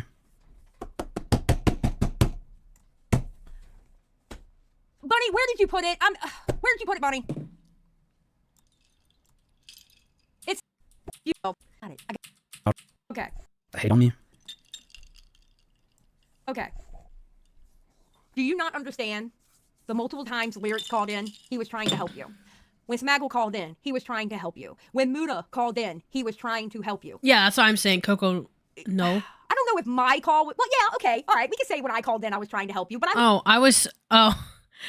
Yeah, I guess contextually that's a bit interesting, a bit of a bad clip if you were to isolate that. I meant because everything will look like poo, you know? And then like... But... I was trying to help you in a more aggressive way, you know, tough love, you know, because I felt like everybody was being way too nice to you. But even I was trying to help you. I was actually trying to help the survivors.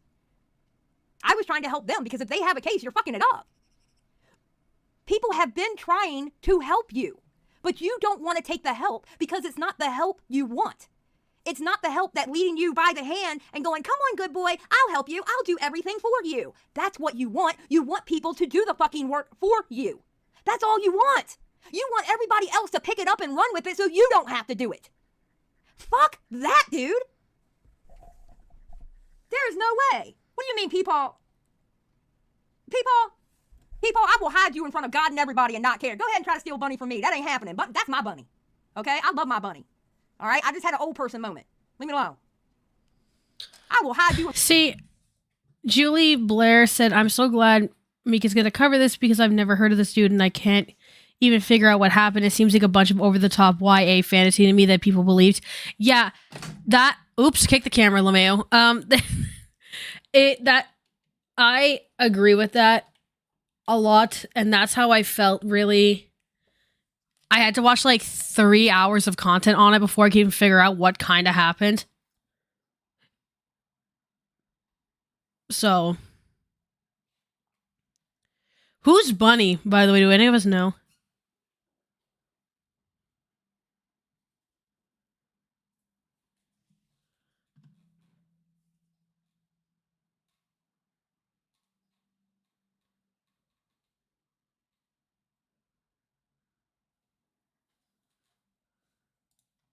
In front of God and everybody. We only have Fuck like old man. a little bit over 15 minutes of this left. Just saying. I ain't scared of your old ass. Let's go. Dandelion, if you can now, homeboy. figure out where that exists, I'd like to know. Anyway, I'm a victim of Xylee. I have Stockholm Syndrome. Bunny, I swear to God, you and Maggot both. I'm collecting victims, apparently, okay? All right, I'm collecting victims. Expose Xylee next. The Leviathans are coming. Shut up, Verse. It's hard. This is really hard. So... Come on, bro. Dead air. Let's just start from the beginning. I met Spencer. She told me what happened to her. I told her I was busy with other projects, but if you need me to hand this to someone else, I will. She said, no, I want you. And so? I have my own side for this part. Then how important was the story then? How important was the story? Let's be honest. If you were able to say, I can't do that now, how important was the story? Pigeon Sally for 5. Mamamax is the Pred Hunter equivalent of the kid that puts his name on all the credits of a school group project without doing any of the work. Yes, Pigeon Sally, thank you for the 5. How important was it that you just passed it off and waited years? Years. And the funny thing is, if we go back in time and figure out which ones it was, Girl. they were fake. Mariana, we gotta put you in like horny jail for that. He looks so baby girl. Come on.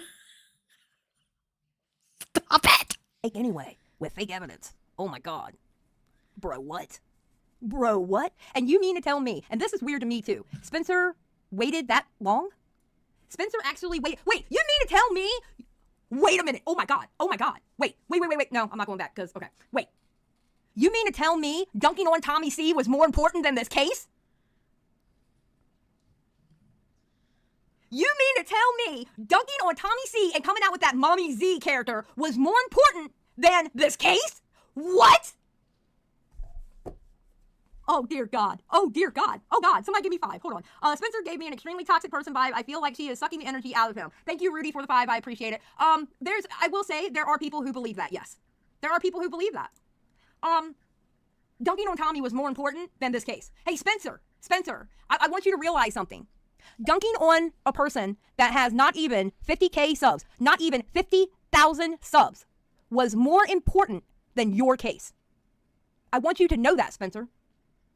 Number, 4, 6, whatever the numbers were, was more important than you. Someone who gave him the slightest criticism was more important than your case. That's what he was working on. You have got to be kidding me. Tommy slander. I'm not slamming Tommy. I love Tommy. Listen, Max has what? Well, I don't know how many he has now. But he had like what, 700K? Wasn't it like 700K? Yeah, 738K. Going after somebody that doesn't even have 50. That was more important than Spencer's case. Don't get too mad, chat, about the baby girl comment. It's not that deep. It's okay. Like, I understand the sentiments because also he's trying to be like, because it is a part of it too, right? Like he's trying to be like, physically appeal, like he's trying to appeal to people. Like that's what he's trying to do, which is like, yeah, that's what I'm saying, and which is a big part of it too. Like, that's also why he's not doing like the scary voice modulator right now. He's trying to seem soft and appealing, and that's something to point out. You're a fucking snitch. All right, let's go. A few years later, I finally came back and I was like, okay, are you ready? And we did the podcast. All right, Dusty, let's have a good night or day. And while I was there listening to her, that's when I realized this is going to evolve into something. I don't have any like tattoos or any piercings. Originally, I just wanted to do a podcast where we platform survivors and they tell their story. But you can't just tell your story anymore. Now you need concrete evidence. You can. Okay, here's the thing. You can actually tell your story, but you can't use absolutes unless you have proof. You know what I'm saying? That's the world we live in now. And that's sad because a lot of bad things happen to good people and they don't have proof. But unfortunately, when you're talking about it on a social media platform, it's not like you're sitting in the living room and you're telling your best friend or you're telling your family member about something horrific that happened to you. That's a totally different situation. That's IRL. But when you're talking about a social media platform, you have to walk a line with it. And you wanted us to skip over lines. You need to go to law enforcement multiple times. Now you need to consult with lawyers. Like we can't just listen to survivors when they're screaming for help. And that's why I've been taking all these creative, experimental approaches to try to bolster their voice. Bullshit. You want to be a movie maker. That's why you were doing the creative choices, et cetera, blah, blah, blah. That's why you used ChatGPT to make that god-awful video that looked like you were trying to make people into your cult that spazzed me, Eva, and Bunny out trying to watch it. That's why you did a lot of stupid shit. So, bro, no. So, that not only can... You know what? Good point. Okay, Binkiness. I'm just going to say Binkiness. Telling a story is one thing. A call to action is another. 100%. You literally sat on a live stream, had a picture of Cameron Gerard Davis up there, and at the very bottom it said, find him. You had Spencer saying the mother's name, spelling the mother's name out, saying the brother's name, typing the brother's name in the chat for everybody to dox these people. You were literally doxing. You were allowing Spencer to dox people on your channel. That's what you don't do when you talk about your experience. And you have to talk in terms of allegedly. You have to, unless you have the proof and you can show people the proof. Come on, man. I think that's like very, what's the word I'm looking for? Scary about all of this is that if what Xylee is alluding to is true, in the sense of like the sense that he wants to just do all the work, or not have everyone else do all the work, Mutahar found his Patreon stats and at peak 2,500 members at the amount that the minimum was. Excuse me, which was like, well, I can probably do the math. Where's my grading calculator? So Mutahar was alleging that he had 16,000 a month. So his base was about 650, was his lowest tier on Patreon. And in this lowest, so if everyone did the lowest tier, he was pulling in 16,000 a month. So essentially he wants all of YouTube to gather behind him and then have a community that helps find the evidence, where he essentially just ends up collecting Patreon checks and what little AdSense he might get, because most of the stuff's gonna get restricted and things like that. But he'll get all this money and then have it, all he's doing is using a voice modulator and doing fancy edits. That's what he does. He's just like,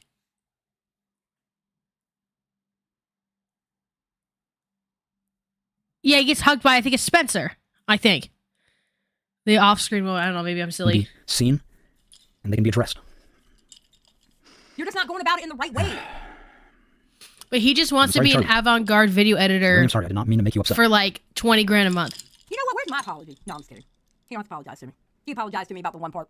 The last part, I can kind of understand with his whole keep talking, Xylee, keep talking, because by then I had probably berated him enough where it pissed him off. And quite honestly, I can't be mad at him for getting pissed off because, one, my voice is already annoying. Can you imagine me berating you for like 15 minutes straight?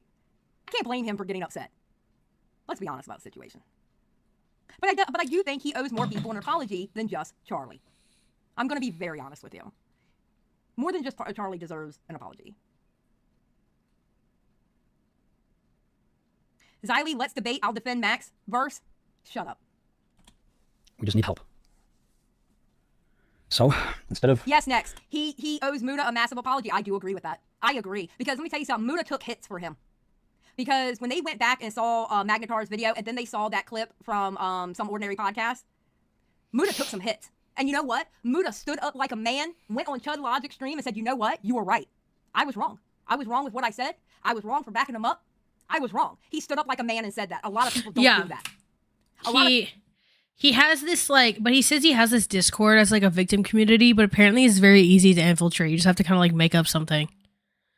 So like that also positions it in, oh my little Gus, in an unsafe way.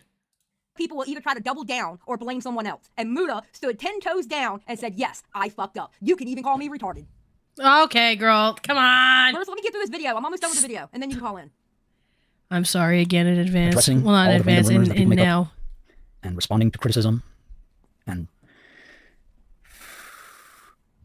talking about the wrongdoings of other influencers. I'm just going to take accountability for my actions and correct them. Okay, but are you taking accountability when you're sitting here saying that I want help from people, but they've been trying to give you help this whole time? Here's what happens, okay? You're going to smack people's hands away so much, eventually they're going to be like, all right, motherfucker, you didn't want to listen, now we're going to show you. And that's exactly what's happening, Max. None of this would have happened if you would have listened the first go-round with those first 3 live streams that you did. Pigeon Salad for 20. The audacity to call this taking accountability, but doesn't apologize to Magnetar, the mother, the brother, Mutahar, PewDiePie. Thank you, Mega Chad, Anakin. The victims for wasting their time. Pigeon Salad, amen, bro. Amen. Absolutely, amen. I 100% agree. I 100% agree. But how are you going to sit there and say I'm taking accountability when you're saying all we did was ask for help and we got attacked? You know what that is? You know what this sounds like? I'm sorry, but... I'm just trying... The apology video doesn't exist anywhere else. I'm trying to I find... asked for help. Because if we're allowed to fall today, we're shout. Girl. Y'all act like I shout all the damn time. Can't... My God. Just saying. Even her chat is no, not like, all Southern. stop shouting, girl. $10. Preach. Thank you, Soul. I appreciate the 10. Can a bitch have passion? Let's just start fresh. First, we need to keep finding the remaining survivors. We know they're out there, and we need help finding. You can't handle the 8 you have now. How are you going to handle any more? You can't even really handle the 1. Well, I think there was 2 that we heard their stories, maybe 3, because I didn't hear the beginning of that one live stream that's now back up, where I got on there. Thank you, Mudkip Millie, by the way. How are you going to handle everybody else's stories? How are you going to do that? If you don't want help, you don't have to. But if you do, please reach out to me. We will invite you to our server where all of the survivors and all of the evidence is growing. Okay, wait a minute. So apparently there was no evidence in that Discord, by the way. I need a tug of my Diet Mountain Dew for that one. Wait a minute. The evidence is growing. Diet Do you not have Mountain enough Dew. evidence now? Is that what you're saying? Girl. Are you realizing you don't have enough evidence now? Hi, Isaac. You do understand when you go to court, it's going to be individually, right? You do understand that if you end up going to court, going to the police, they're going to look at each girl like a separate case. And the ones who don't have enough evidence, they just don't have enough evidence. You do know that, right? Pigeon salad for 5. Find them rating survivors. You said there were hundreds of victims. You can't handle 8, but you expect to handle at least another 192. True. She's a blunt girl. Oh my god. Like, I don't get it. I hope he realizes that. If all this goes to court, they're going to, each girl is going to be a separate case. It's going to be a separate count. Prosecutors take cases based on chances of a win. True. Next, we have to wait for law enforcement and multiple law teams who specialize in cold cases. Take this to them, as we've already done, and address it through the proper channels. When that is complete, or if that goes unresolved, then we will drop the full documentary. Max, this is what we've been telling you to do the whole time. You're literally acting like it's your idea. Oh my fucking god. Okay.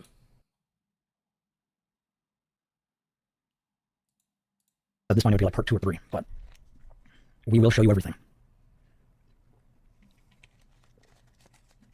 Dead air, dead air, dead air, dead air. I hope you can all understand my position.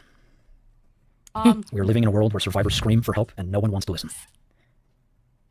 There are children living in literal hell. That's true. He's not lying and about we that can't part. hear them. Okay, I do agree. I do agree with what he said there. However, I'm not weaponizing it like he does. Now he's going to get to the point going, guys, I really mean it this time. And now I'm going to show you the proof on how I mean it with my 3 words about that stuff and then this. Yeah, I don't know. It's That was the night where he had induced my last miscarriage. Like, he had convinced me to have someone bring me to his house. Oh God, I wish y'all could see my face right now. I wish y'all could see my face right now. Spencer, I have questions. I have a lot of questions, Spencer. I have multiple.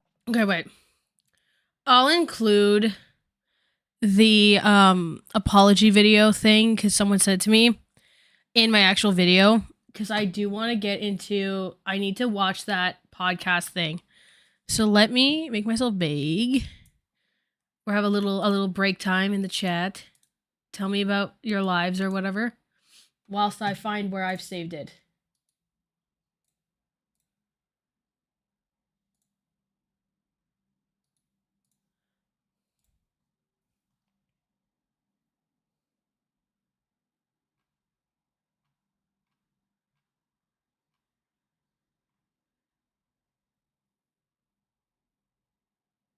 Uh-oh, SpaghettiOs. Wait, where did I... oh, where did I put it? I need... Okay. Okay.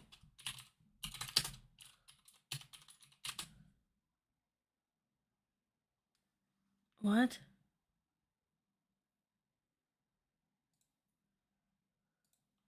I looked up Spencer podcast and got something from Fanita.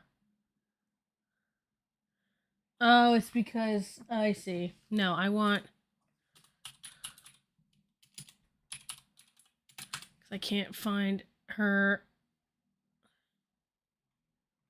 Wait, be so for real. Hold on.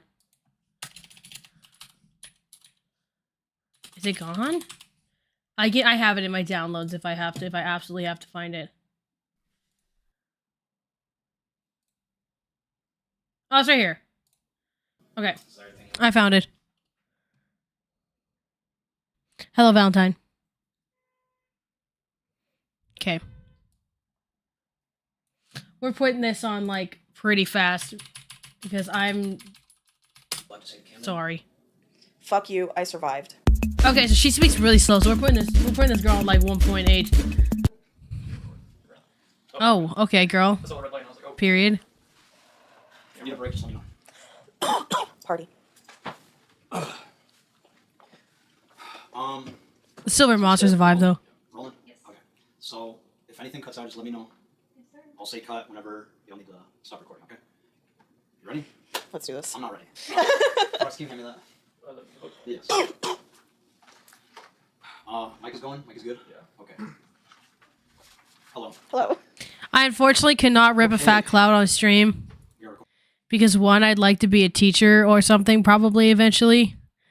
Second, I don't have any nicotine vapes, and I'm not about to like hit a pendulum like that at 3:30 in the afternoon and just hit a flicker. I got stuff to do.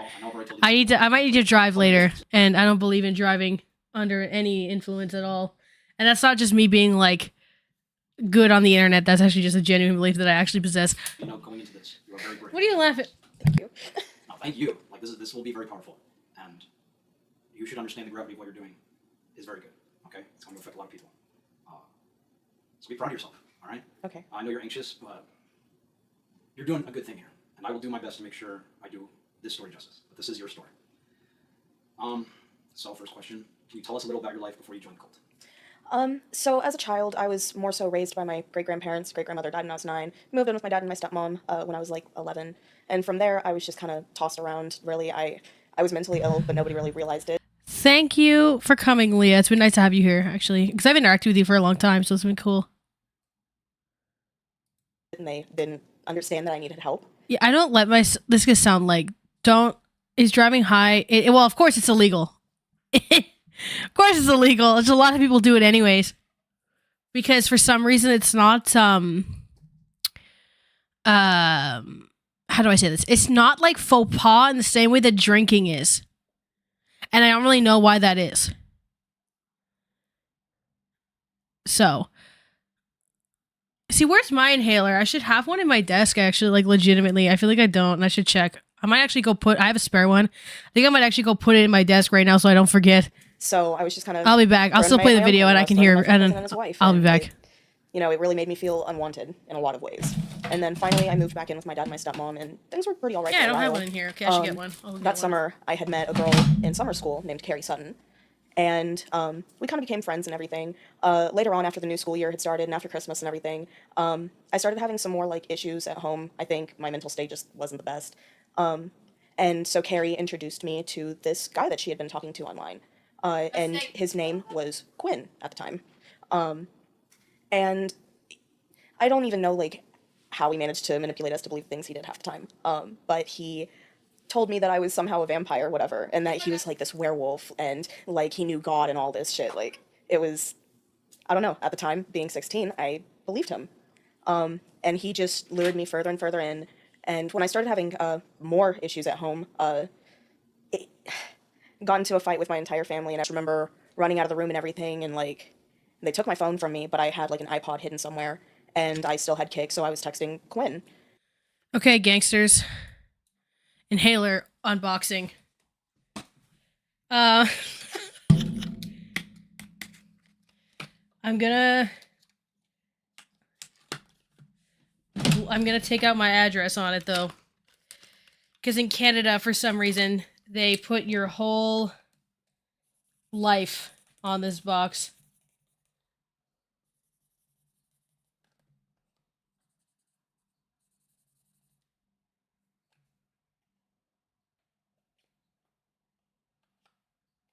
All right, besties. Inhaler unboxing. Everything's written in French on the box because we are Quebecois here. Oh, yes, Danny Line. We did a clip of his content earlier, but I'll do another one for reminders. This is the inhaler. Just want a little palate cleanser, so we'll do an inhaler boxing. Here is the pamphlet that has all the side effects on it.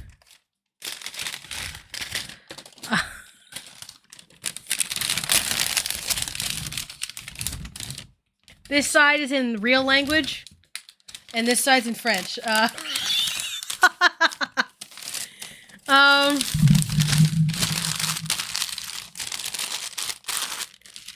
And then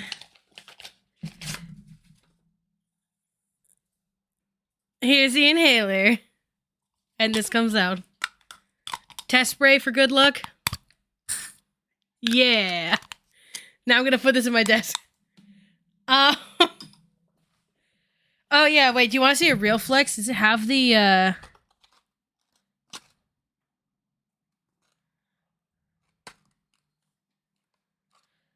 Oh, no, it doesn't. I was going to do the flex of showing that this was $0, but... Oh, hi, Gus! You want the inhaler? Ugh.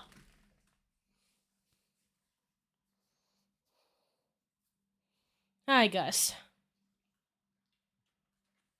You smell like we cleaned his ears, and the ear stuff doesn't smell very good. Ugh.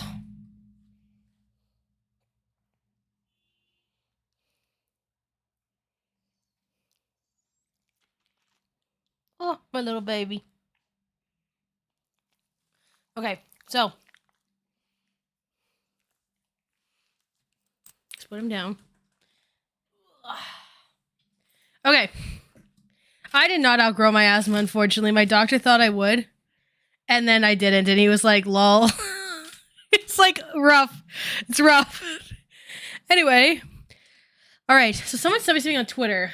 Let's see. I'm going to open it. Is it on Twitter? Who said, wait, hold on.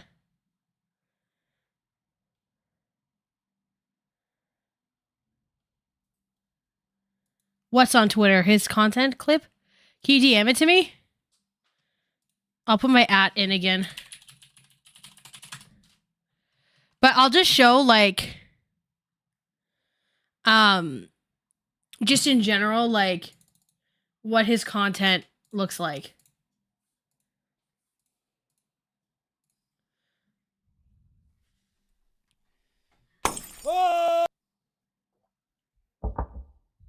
Hello, everyone. My name is Max Straker.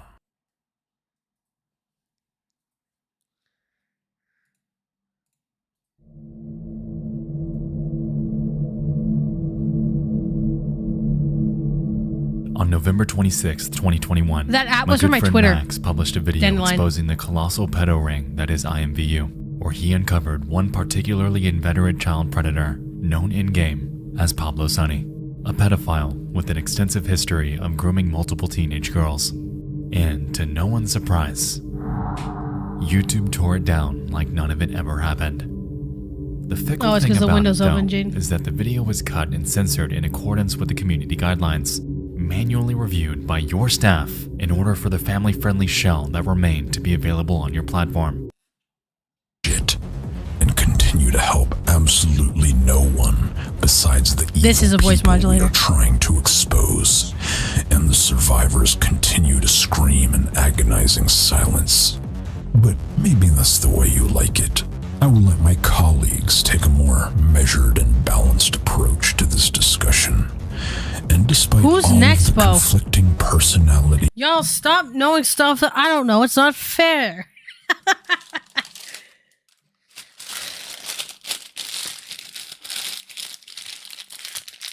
Inhaler paper ASMR, because now I have this giant pamphlet on my desk.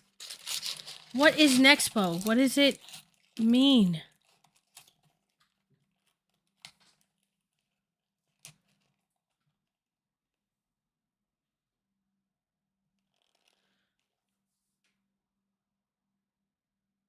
Oh. Okay. you're about to see, you'll notice that there's one thing that does bring us all together. We don't like pedophiles. Something you don't seem to see eye to eye with us on YouTube. Oh my god. So in the pandemic, I was playing with Blender, and this is like a Blender template. Like this. Gus, what's up, puppy? You gotta go pee? I think he has to go pee. Now, Chad, tell my boyfriend to take Gus out. Thank you.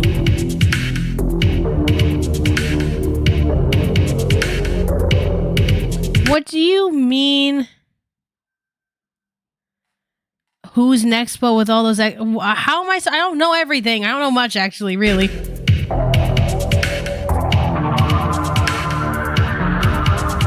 YouTube messes with me all the time. I remember one time I got 3 strikes. They banned me. I appealed the ban. I said, hey, this is unfair. And they said, nope, they rejected my appeal. I've learned a long time ago you simply cannot trust Google. They still delete my videos to this day. And I really hate saying it, but I don't have pride in YouTube anymore. The amount of censorship is because you're not allowed to ban evade, bestie. Especially Sorry. when people need to see this content. If there's something that the internet has shown us time and time again in regards to independent investigations, it's that the average person can notice something that an investigator might miss the first or second time. Yeah, I didn't have internet till I was like 17. So 2017. And like the first I'd say 2 or 3 years of my use of the internet was very superficial. Like I knew like who iDubbbz was.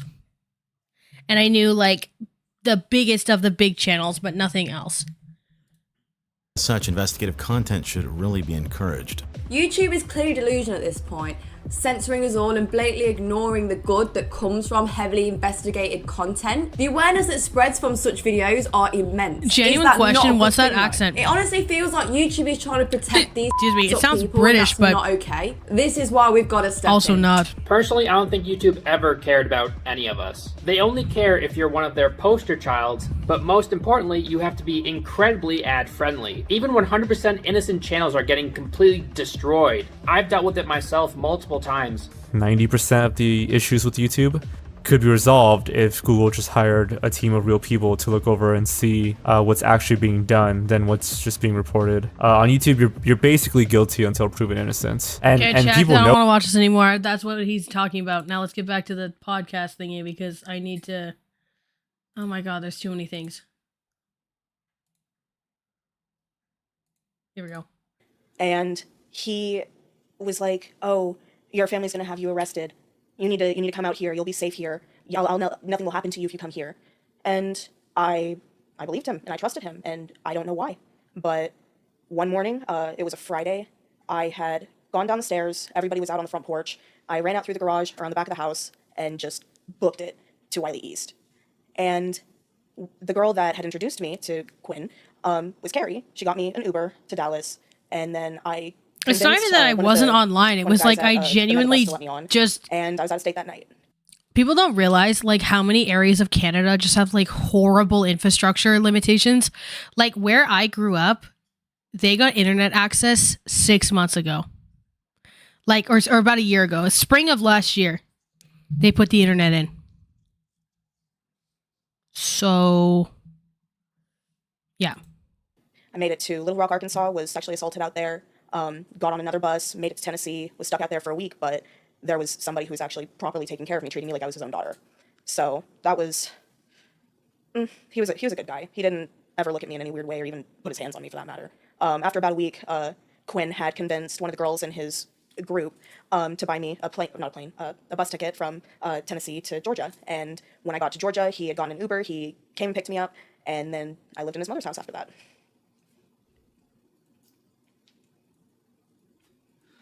Dang. Okay. So Quinn, tell me more about Quinn. Quinn was one of the aliases Camden was using.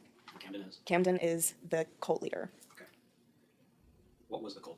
It was basically a supernatural cult where he convinced all of us that we were vampires, werewolves, give me hybrids, names, give me celestials, and all names. this shit. Like, and then he would sit there and claim that he knew God, and then there was one point in the cult where God was dead and he was the new God, and he would sit there and he would literally act like he was possessed by like archangels and shit. And we believed him. We just, at the time didn't think we had any reason not to, but later on once we realized, we busted out laughing. It was honestly kind of funny. So you didn't think he was like role playing? You thought he was actually Like how she wiggles her nose. real? Yeah. And okay. Completely random, sorry. What made you think his stories were real? Like, He spoke with such conviction about them. Like, it seemed as though even he himself believed it. And maybe in a sense he does. But I just think that seeing that he thought that he believed it is what something that made us more sure. Like, oh yeah. And there's this video. Honestly, you should play it. I like to call it the Fang video. The fucker literally sits there, starts growling, and then all of a sudden there's fangs in his mouth and everything. And he's like growling at the camera. And that's another thing we look at now and we laugh. So y'all were pretty young and vulnerable. You had vulnerable minds. Then you believe these stories. Reminds me a little of Charles Manson. Like he has his own lore for himself. Yes. Oh, that's interesting. Could you tell me more about the lore? Like, Would you like to hear about the creation of the world? Yeah, and all the so Adams and Eves? please tell me everything. it's like the guy that they're talking about, someone has found an arrest record of, but it wasn't relating to the cult stuff. It was related to something else. It was a different church. So the guy is real, but people aren't actually sure if the situation is real as it's being laid out. You know what I mean? You know what I mean? So he told us that when God made the world, he made multiple Adams and multiple Eves of different races and everything. He even said that there was like Avatar blue people. Oh, okay. Yeah. After you saw the movie? I guess maybe, I don't know. He said that like he told them not to, you know, touch the tree and everything, but it was the men, all the Adams who ate the fruits, and he was like, yeah, he told them everybody start walking separate directions. You two, like he paired off the races and just sent them all in different directions, and then after that he said don't look back, and he claims that the Avatar blue people looked back, and that while the ground was splitting, Pangea splitting. So while you know the land was splitting, they fell into the crack because they looked back. Okay, bye. And, Miku says, "Give me your money." He also like had this obsession with like just the archangels and like playing as them. His favorite to play was the Archangel Michael. Oh my god. Yeah. So there's a lot of biblical stuff. A lot of biblical stuff. He intentionally targeted us that were more ambiguous when it came to spiritual beliefs. So at the time I was like agnostic. I was kind of on the fence. I was like, I mean, I don't know. Like, I feel like maybe I've seen ghosts in the past and heard stuff before, but you know, I just didn't know if there was a God or anything. And he specifically preyed on underage people who had those beliefs. Okay. So underage people who have ambiguous beliefs. Vulnerable minds specifically. How would he target? James Cameron is God. I have to disagree. So like as in luring other people in? Luring you in? Anyone? Okay, so he specifically got to me through Carrie. When it came to other people, he would have, you know, current members such as myself go on Whisper and all this shit and make posts about vampires or werewolves or whatever. Okay, guys. And everybody else. Listen. This is where we've run into a problem. Because let's say our man's isn't a cult leader, or no proof can ever be gathered, right? Then what's happened is, out of all of this nonsense, the only thing we've gotten is Max got this girl to admit that she was soliciting children for this group online. So now, even if she's a victim, the only statement we have from someone who's actually done something is the person that he's trying to help, which is bad. And specifically target kids from the ages of 17 all the way down to like 11. And he got a lot of people in this because he had manipulated so many people such as myself. There was one point he made myself and some of the main others, he made us like leaders of our own packs, but it was underneath him. It was like an MLM pyramid scheme at this point. So he's got us like wrapped around his finger. And then okay, he's girly, got us that okay, people to lure in girl, for us to be over. Girl, please don't put sex cult and MLM in the same sentence, bro. Like, just respectfully, like,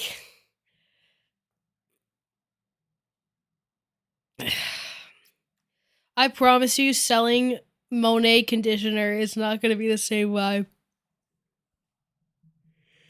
And everything, and there was a lot of kids. I think there could have easily have been well over 100, 200.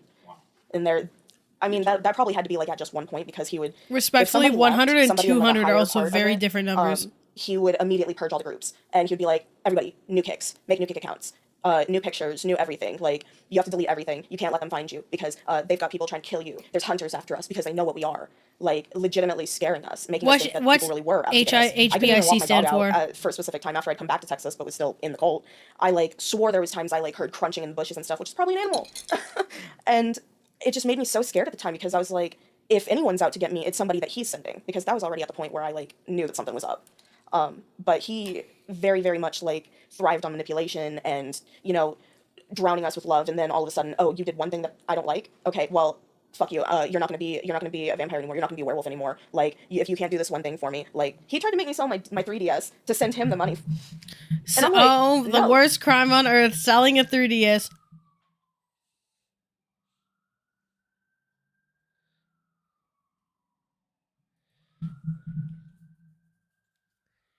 Twin Flame Stocky series Netflix is seen. Oh, head bitch in charge. Okay.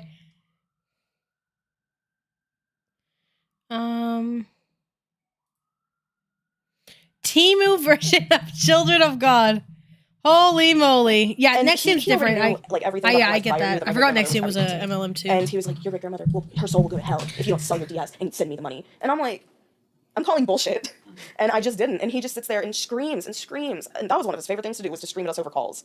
Like, he also sometimes forced specific members of the group to date. He had me date one of the survivors that I'm in contact with.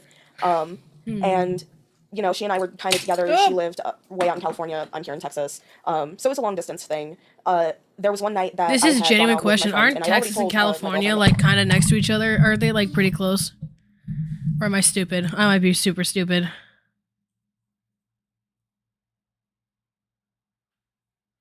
Spencer is also supposed to be the one who controls all the finances or something.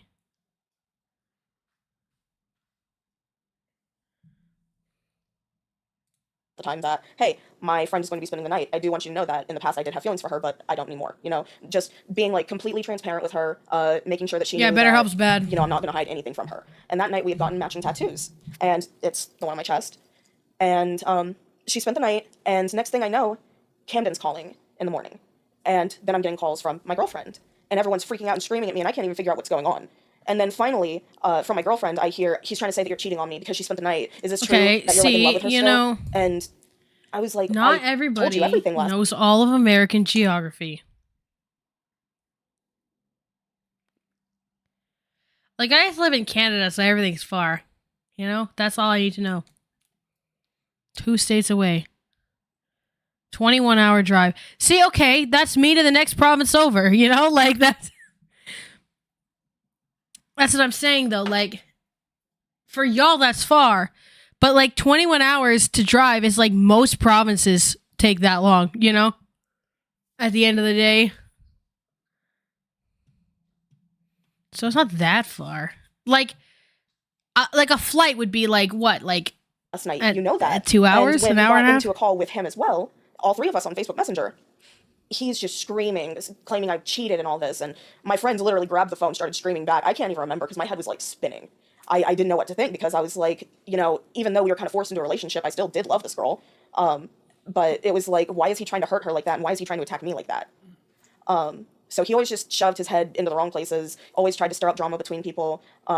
There's been times where when certain members would leave, he would play as some female fucking witch or whatever, and like talk to them through that and get nude photos from them, nude videos from them. And then later he would use those to blackmail them. Like, as himself, he would blackmail them. And said that, I was told that this needs to happen for this picture not to get out. And then he would send it to them sometimes. Telling a lot of minors that, I need to see pictures and videos of your body. That's why I thought they were close, because I knew that they both bordered Mexico.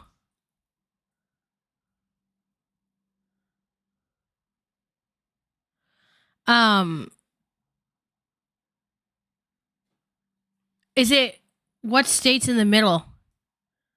New Mexico? I only know about that one because of Breaking Bad. Albuquerque.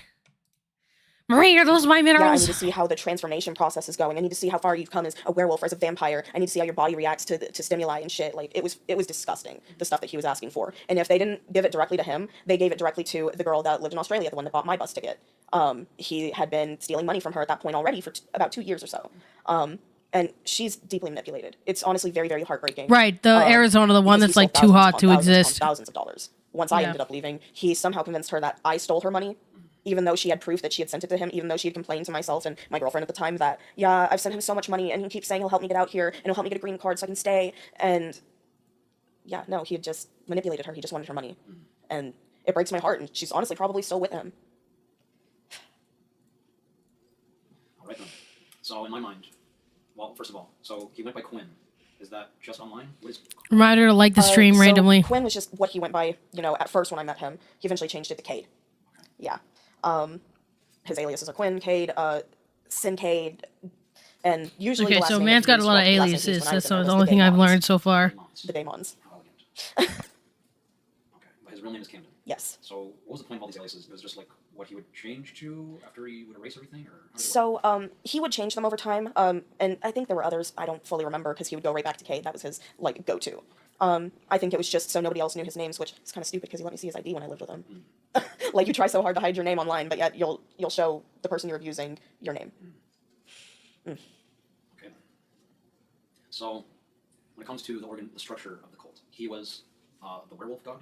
Yes. Okay. Werewolf king, werewolf god, whatever. Okay, and he has Carrie, Tell me more about Carrie. So Carrie, when she introduced me So to... this is something else that Mutahar and Nicholas Diorio talk about somewhere. And I think it was actually deep in the trenches of Turkey Tom's video. I'm going to commit scream cry. Anyway. Essentially, this Camden Gerard Davis guy, yes, he wasn't hot soup. This Camden Gerard Davis guy has 0 internet footprint. And where, like, Nick and Tom couldn't find anything. And, like, those are the type of people that can usually find, like, if you upvoted a Reddit forum in 2009, or, like, looked on a WikiHow page on how to be slay, you know what I mean? Like, they find everything to the point that it terrifies me a tiny bit. And so I bully bullies with their context of, like, that he's had time to wipe it. I think he has, if this is even real in the first place. Camden, she was quote unquote engaged to him. He was 18 and we were 16. Around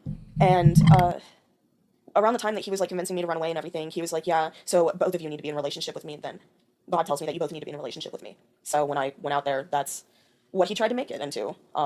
And eventually, I guess he just got tired of wanting to talk to Carrie because she was in school. He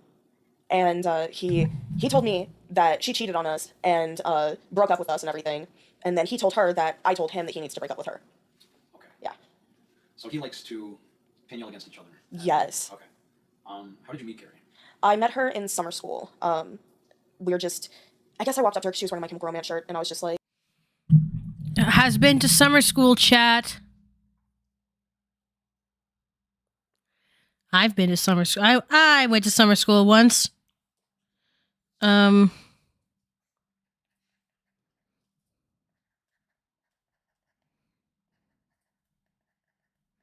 Have y'all gone to summer school? Oh, hell yeah, one of my people. I've never seen this bitch before. Let's go. So, we kind of developed a friendship through that. I fucking tattooed her in school, and she tattooed me. And, at the time, it was a pretty decent friendship. But after that, I went to the alternative school out here. And, I like, spent one night with her, and she sexually assaulted me. Yeah, she, like... Okay, this is just a very silly thing that I know because of teachers' college or whatever. If she went to an alternative school, that means that there have been issues within the home that have been found, or super, super severe learning disabilities or something like that. So there was definitely issues that she was having at this time that expand. Usually alternative ed, though, is used for people who have behavioral issues. I went to summer school, by the way, to do French a year early because I hated my French teacher that much. So.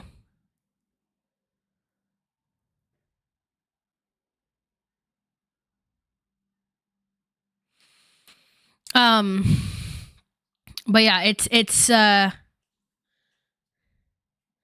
so her being in alternative school, because people are asking about the parents, implies there might be some sort of issue, because it takes, I don't know about the United States, but like in a lot of systems, it takes a lot to get you put into alternative school, unless you were already in foster care or something.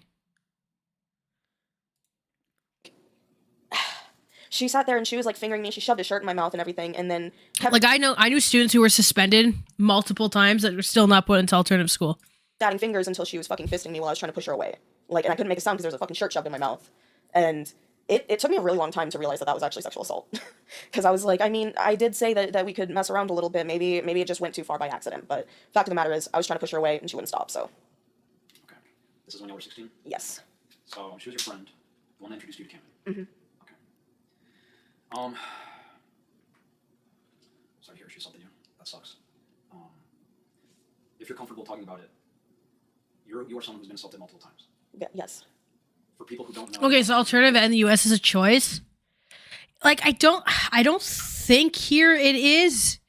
Well, it depends, because there are private schools dedicated to behavior-based issues and like learning disabilities. So there's like a line. There's different types of alternative ed. Okay. Is that experience like? It's kind of like feeling helpless, and sometimes even feeling like it was your own fault. Well, maybe I did consent to part of this, and I can't be upset because it just didn't go the way I wanted it to. And sometimes it's just shame, like feeling as though you're worthless, and that's all you're ever going to be. And with the statistics being that someone who's already been sexually assaulted, they're more likely to be re-victimized in the future, and that very much held true for me, and it may very well hold true for others that may be watching this.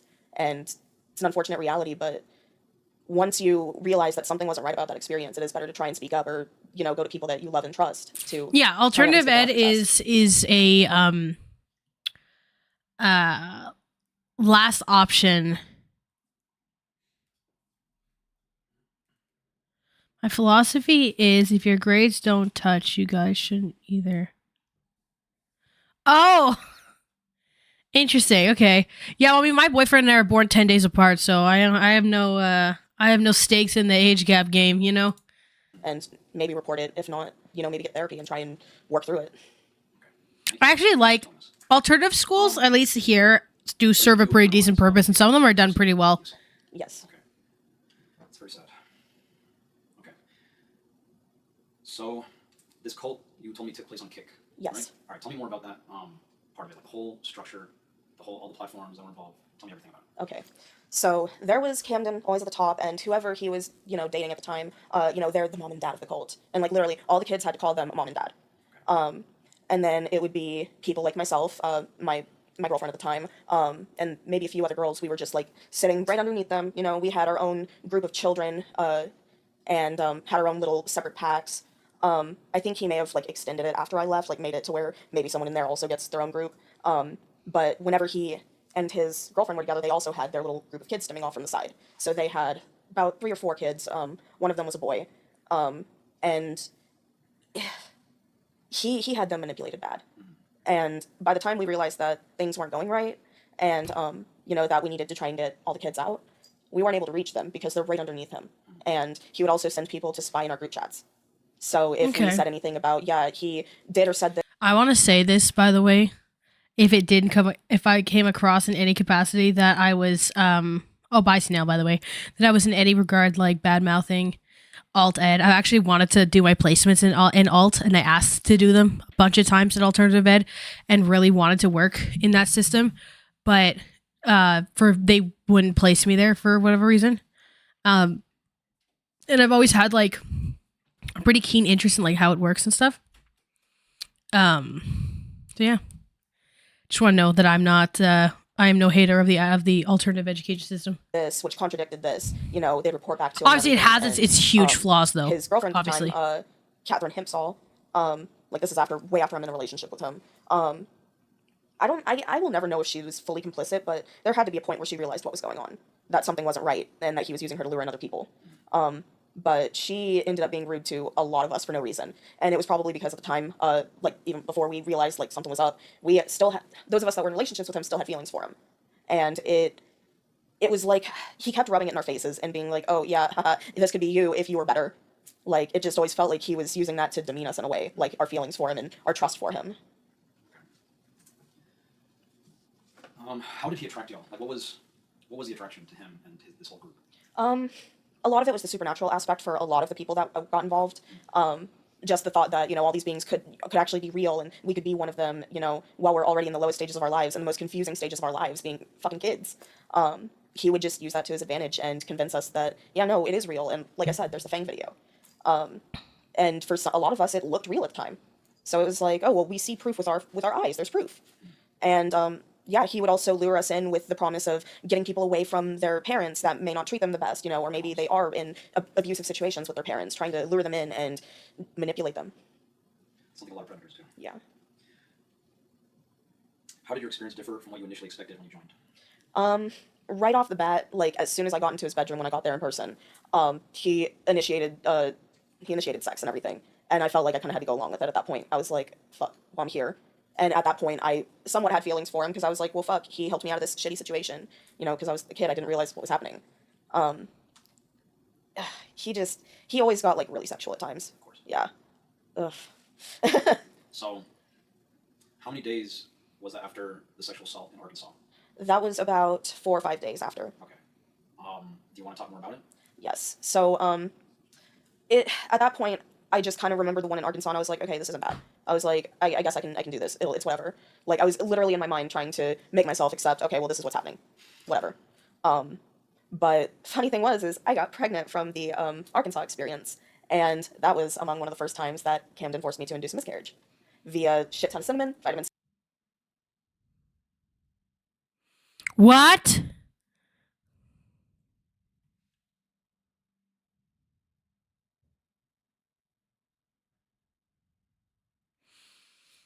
Whoa. Okay, so we've got induced miscarriage and has now entered the chat. All right.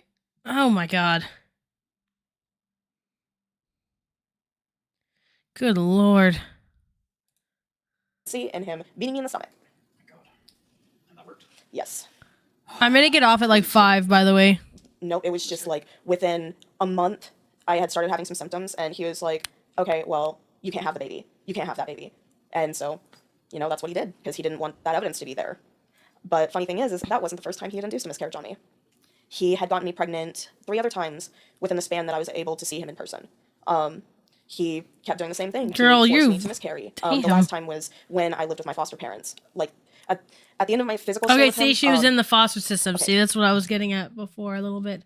So the whole reason that he was inducing miscarriages was he wanted to traffic me and wanted my body to automatically start rejecting pregnancies. So he kept trying to get me to sleep with men off Whisper and everything, making posts about it, and eventually I was like, no, I'm not gonna do that shit. Fuck no. And I had feelings for him at the time, and I was like, that's me cheating on you. I'm not okay with that. And like a few days after I gave him that firm no, he was like, Leviathans are coming after you. You've got to get out. Yeah. he like rushed me down to the gazebo that was in his neighborhood and had me use the phone that didn't have service on it that he had given me to call 911, because all phones can still do that even if you don't have service. And I called 911, and they came out, and we're sitting there writing a little report, and Camden comes up as though he was just some guy in the neighborhood that always saw me there and would bring me food, playing as though I hadn't been living with him for 3.5 months at that point. So he told me to go into a foster home or a group home and not come back to Texas. Yeah. God, that sounds both mentally and physically traumatic. I'm so Yeah. sorry. So what did you think the group was going to be like, or meeting him in person was going to be like, as opposed to what actually happened? Like, what was your vision? I just thought I was going to be protected, and that, I was going to fall in love with him and maybe start a family with him one day, because that's something that he kept saying.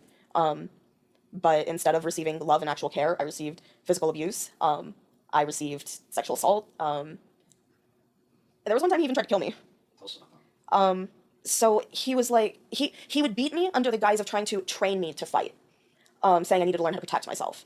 I don't know, because of these Leviathans or whatever, like whatever was the enemy at that point in time, I don't even know. But he like started getting a little too rough with it, and eventually he picked up like a stone vase that like was this fucking big. So that was like almost a 60-pound vase, and he was trying to swing it at my fucking head.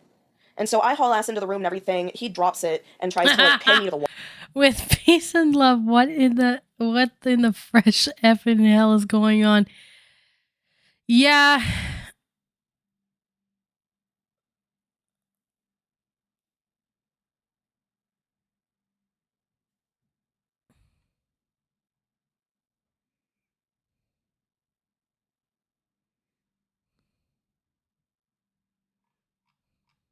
So, okay. Here's what I've gathered so far. I said Kick and Whisper were the main apps to lure people in. This was done through bringing in supernatural elements and using other members to post.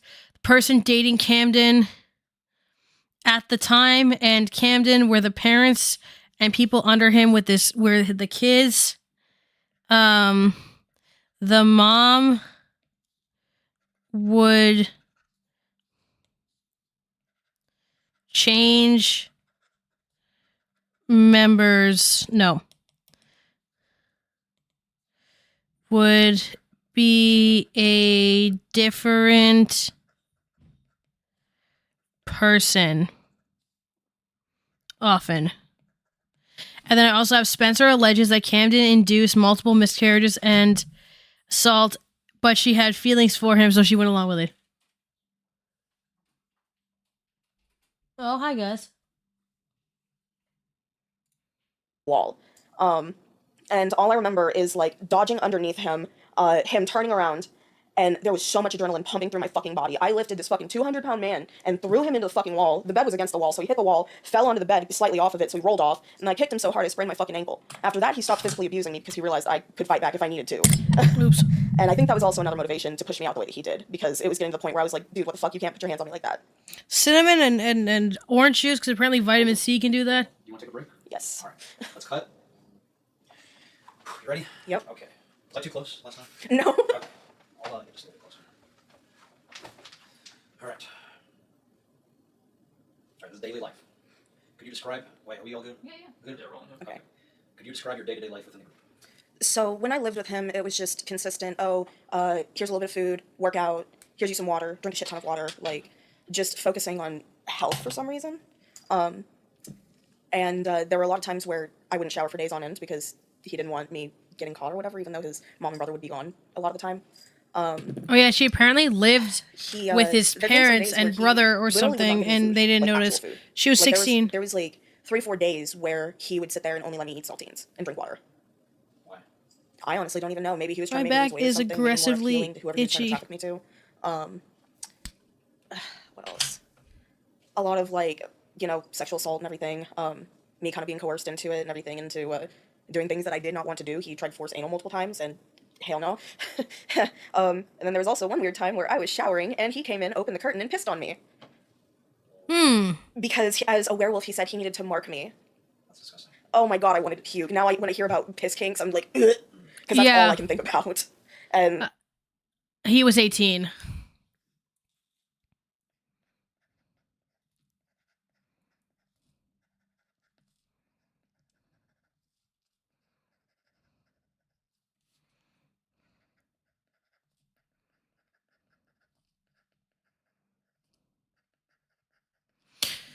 Hold on.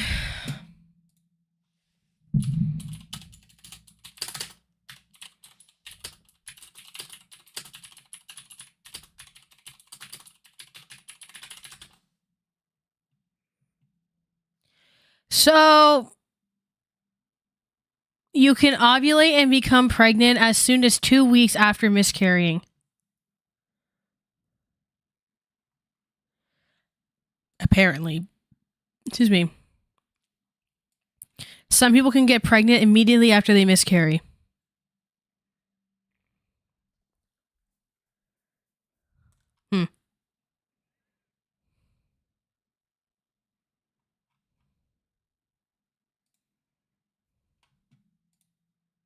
he also did that to the other girl that was there in person, Kayla. She didn't live with us, but they had gone to school together, and she had just gone back to her parents from being in a foster home. But yeah, he was into some weird shit. He would sit there and bite me all the time, saying that he needed to bite me for my transformation, because at that point, when I was living with him, I was supposed to be a werewolf instead of a vampire. And then later on, he changed it to I was both. Yeah, day-to-day life was just, it breezed by, honestly. There was really nothing outstanding about it. Like, I just watched movies and shows and shit and worked out when he made me, ate when I was able. There was one point I was pissing in jars. Why? Because he wouldn't let me go out of the room. Yeah, so I'd sit there and I'd piss in jars and then I'd pour it out the window. Okay. Yeah. Was he locking you in the room by yourself or with him? Or? It was a lot of the times with him, but other times he would just go out into the living room and watch TV and make me watch something on the phone. So, yeah, only other thing that really happened was, the abuse, the physical and sexual abuse. So in person, it was just like living with a loser. Pretty much. And none of like the fantastical stuff. No. Okay, so that was all online. Yeah. That's so interesting. So what was the day-to-day online like? Like what were the scenarios he would put you all through? So like I said, if anybody ever left, they were automatically deemed an enemy of the group. So he would mostly do that, like, to keep us in line, like, make us delete the accounts, make new accounts and shit. So if we weren't in crisis mode, clearing everything out, we were just encouraged to encourage our little packs to go off on Whisper. I think another thing is, like, so it was consistent. A lot of this emphasis on them deleting things, I think, also exists to justify why there's no footprint.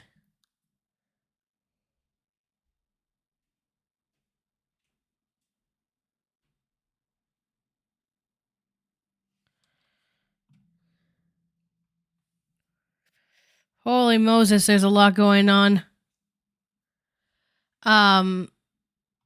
In this chat.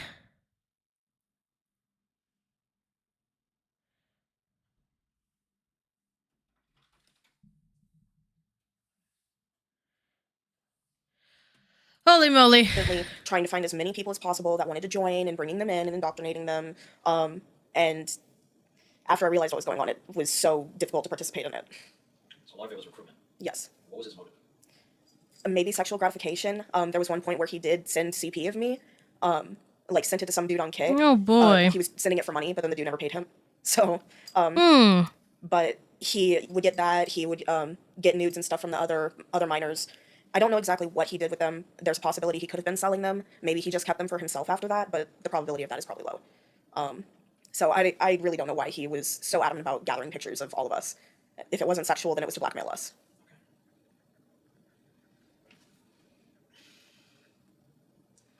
How did he maintain control and manipulate you all? He would get all of us onto a call and just start screaming at us. Screaming just so much about nonsense that we don't understand what we're in trouble for, but, you know, he quelled all that with just the fear of, oh shit, he's yelling at us, he's screaming at us. And he would do that very frequently. Like I said, he did that when he was trying to convince my girlfriend at the time that I was cheating on her with my friend. And then he would also, like, if we have had loved ones that have, like, passed away or whatever, or in my particular case, him knowing that I had 4 miscarriages while I was with him, he would sit there and say, oh, well, your baby's soul will go to hell, and then your great-grandmother's soul will go to hell.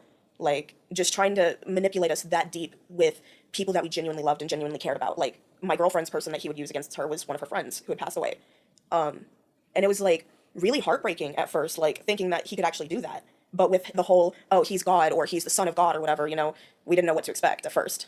Until, of course, we started. Because I think the thing is, too, I feel like there would be a way to just get him on the selling of these pictures. I don't know if that's just me, but, like, I feel like there's a big piece missing. And I am, you should probably know, like, the last person to ever be like, these allegations aren't, you know, these allegations aren't real or anything like that. And I'm not somebody who does that. That was the other thing that was really annoying when I was watching all these commentary bros talk about this. Is they're all like, well, yeah, like, I'm the first to, like, not believe an allegation right away. Like, I'm so good for, like, not believing the people that come out, which is so weird. I don't know why you're patting yourself on the back for that one, girl, because you've been right, like, once. But at the same time, it's just, like, why do you have, like, a content farm over this, you know? Like, why do you have, like, this big, you know, show for all this? It's just very strange.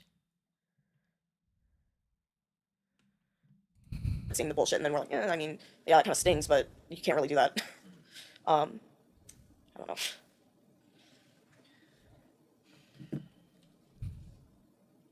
What were some of the beliefs or practices of the cult that you now realize were harmful? For one, mentally manipulating us. One thing that he did was he tried to get, like, multiple girls in the group to be in a relationship with him. Like, he basically wanted a harem. And Jesus he would Christ. just sit there and love bomb everyone and, you know, make everyone think, oh, it's really going to happen. Oh, we're all going to get together in person. And then if one of us did something he didn't like, he'd just dump us and never consider it ever again. And then he would use those other feelings to kind of play with them. Like over the time, stream. Like, oh, maybe we'll get back together. Please. Because there's no way we're getting monetization. Yes, very after manipulative. this. Very, very much into using everything you feel against you. And he learned our emotions so well, it was terrifying. Was he good at pinning y'all against each other, or would y'all, like, get the idea that he's a piece of shit and you shouldn't listen to him? At first, when he started trying to pin us against each other, it did work. But later on, after he, when I was back in Texas, he had sexually assaulted Kayla, the other girl that was there in person. And she reported him to the police and nothing happened. So she left. Myself and my girlfriend at the time, we were like, okay, well, let's stay and collect evidence at this point. Like, something will need to be done eventually. So we stayed longer, and that's when we really started seeing, like, how he really tried to pin everybody against one another. Oh, well, so-and-so said that you said this. And he would, like, accuse us of things we definitely didn't do, but he would convince us that somehow we did. And it was so confusing because it's like, well, he tried to say that one of the other survivors, he had, you know, lured her in with the whole other person after she left. The alias was Giomara. He like he just sat there and manipulated her so much. Oh yeah, the group is evil and everything. And then she disappeared one day and that girl came back. Well, she sat there during a call that he had with myself, my girlfriend, her, she was technically our daughter, and like maybe 2 other people, and sat there screaming and saying, yeah, I've got the screenshots. You said that you wanted her dead. Like saying this about the girl that was talking to Giamara. And he was like, yeah, no, she wants to kill you. She wants to kill you. And that was like, what the fuck? And it got to the point where she believed that she had actually done it. And it was just so heartbreaking watching him do that to someone. And like later on realizing what it really was that was going on, because at first we were like, what? And then after that we were like, well, why didn't he send the pictures then? Why didn't he send the screenshots? Because they don't exist. So he just sat there and overwhelmed us to the point that we just would believe anything just to get out of that call. Yeah, so the pinning everyone against each other was a very, very frequent thing that he did. Like, especially after I left and he convinced that one girl that I somehow stole her money. Like, that was obviously, like, heavy manipulation to make her believe that. You never said... I know a lot of people... So, like, a lot of people were talking about how people were complaining that it's like, well, you shouldn't put all this online because it messes with the evidence, but there's actually no harm in putting things out publicly. I think that actually depends on the nature of the case and the jurisdiction. And I think that a lot of people aren't realizing, excuse me, which clearly Max didn't recognize either, is people have, when they're involved in anything, especially stuff that ends up being like illegal in any capacity, people are really, really bad for incriminating themselves. And this is just one of those times where it's like, I don't see this being particularly helpful. Also, commentary is a cesspit. Yeah, kind of. I feel like I'm the only, like, or I'm one of the only, like, girls that, like, is in the, like, full-fledged commentary space. There's, like, Xylee. There's me. There's Vangelina if she decides to make videos. There's...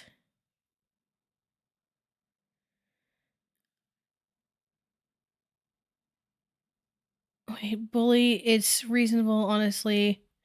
Focus really should be on why, oh why does anyone trust Nick, Colton, Muda, etc. with this information? Any chance there's an actual victim of anything?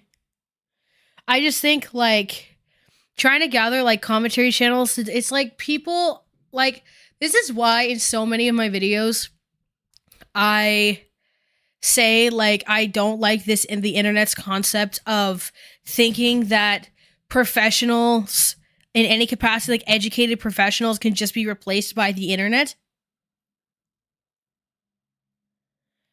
You know? Like, so like I said, I'm a teacher, right? Technically, like, by trade. And, like, we're trained on our provincial policy for things like this and what it means to be a mandatory reporter. Swell commentary and Jordan Teresa. Or Swell Entertainment. Thing is, Swell Entertainment tilts into that sort of, like, Drew Gooden type vibe where it's like, I go to this thing or I try this thing. You know? So I don't know. She does a lot of different stuff. That's kind of... Anyway, so I think it's something to consider too, and it's just like, y'all aren't forensic specialists. Thank you, Babo. It's like you guys don't understand, like, law. Like, at one point, and this is real, Max sends, like, Mudahar, like, a ChatGPT thing, asking it, like, a legal question, essentially, and then he says, like, ChatGPT knows the legal system. This is the level of brain rot we've gotten to as a society, realistically. I'm not gonna play the video on stream. So, I just think it's something that people...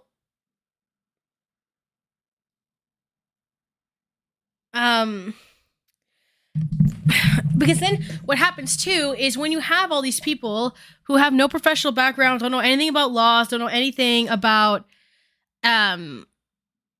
they're doing like this like vigilante justice. It just ends up harming people. And I think this is like a really prime example of that. And I'll talk about that in the video too. Any money. I was never asking you for money.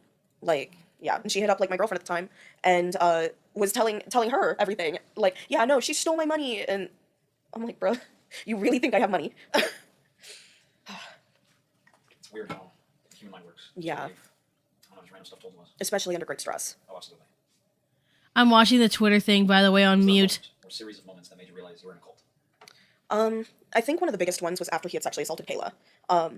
It was like after that happened and she had like, you know, photo evidence that he was there. You know, we saw it with our own eyes and it was like, that tracks. Because I thought about whenever I went to see him the very last time that I was pregnant when I was living with my foster parents, he had beaten me and then sexually assaulted me. Like, he didn't even know I was pregnant, but when he saw me like protecting my stomach, he like really started going for it. But just realizing that like all of that was just him being a piece of shit and realizing that he isn't everything that he's saying, because then why would this happen or why would that happen? Like things that he said would never happen. So like all of that, and then thank you taking screenshots and everything and reading through them. I'm clicking the wrong window. Thank you, Brippo12. Happy Friday. Thanks for the content. Give me through the weekend. Thank you for the super chat. Holy sweet shit. So I watched the clip. I'm not gonna put it on the stream because I genuinely don't want to be age restricted, because like especially before putting a video out, getting a strike or something. It was essentially just a clip of a bowl of condoms and then a guy's like face kind of from an angle like this going like that, and then the condoms hitting the floor, like the used one. But it's simulating something along the lines of a child, and it just draws back to my previous point where a normal professional would not be like, man, I can make this avant-garde. I can make this artistic. Like, that's so... Now I'm actually angry. That is so...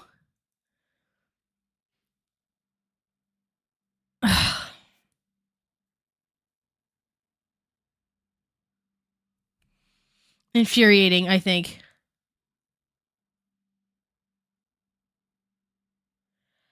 It's like I said, there's a level of like lack of socialization on internet spaces and lack of professional guideline on internet spaces that will never allow for somebody to have the same level of expertise. And I genuinely don't care what other people say. And I don't know how many times I have to explain this when people try to say that like, oh, I could do this online. I know this things because the internet. Would you want a doctor who just Googled shit? No. Right?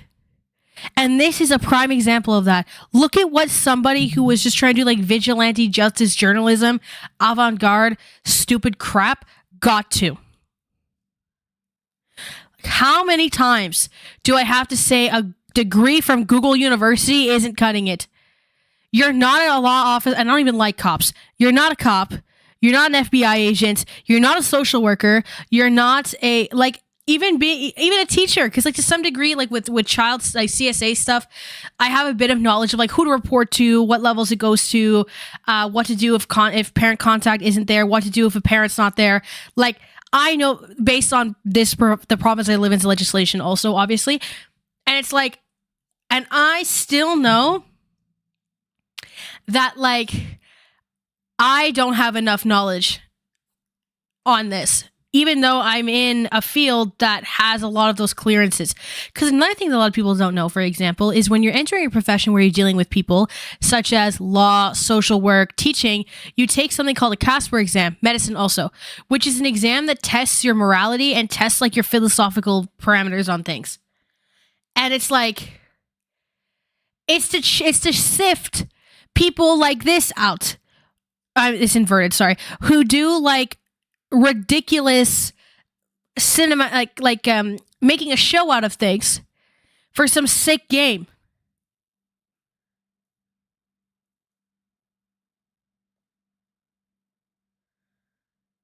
Like, give me a break. Well, you get a Mika rage today, which is interesting. Yeah, anyway. I'm so tired of it. I'm just tired of this shit in general because it keeps happening. An actual cult. It keeps happening. I just been watching true crime shit and I was like, no, this sounds like a cult. Like hearing things about Charles Manson and how he manipulated his followers and shit, I was like, well that sounds familiar. Ugh, it's I figured it out because of watching true crime stuff.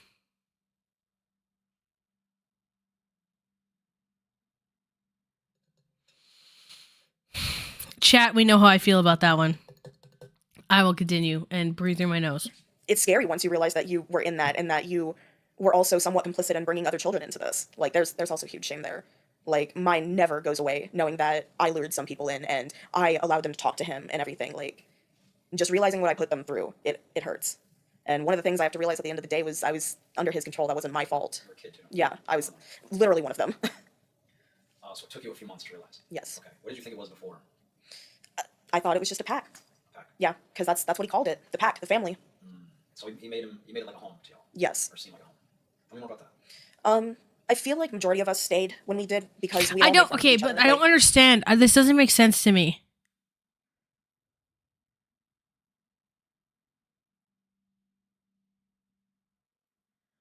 I actually need people to explain this to me. How does she? She says that she lived with him, and this other person lived with him, but he says that he lived with his parents, and that he essentially—that's a bad freeze frame. There was Better. That he essentially hid her in his parents' house. How was there 200 of them? Online? Was it just a cult that was online? But then how is he essaying all these people if he doesn't have a house for this because he lives at home? Or is he not living at home anymore? Like, I'm not understanding, genuinely. Like, this is not me trying to pick her story necessarily apart. I'm just actually confused.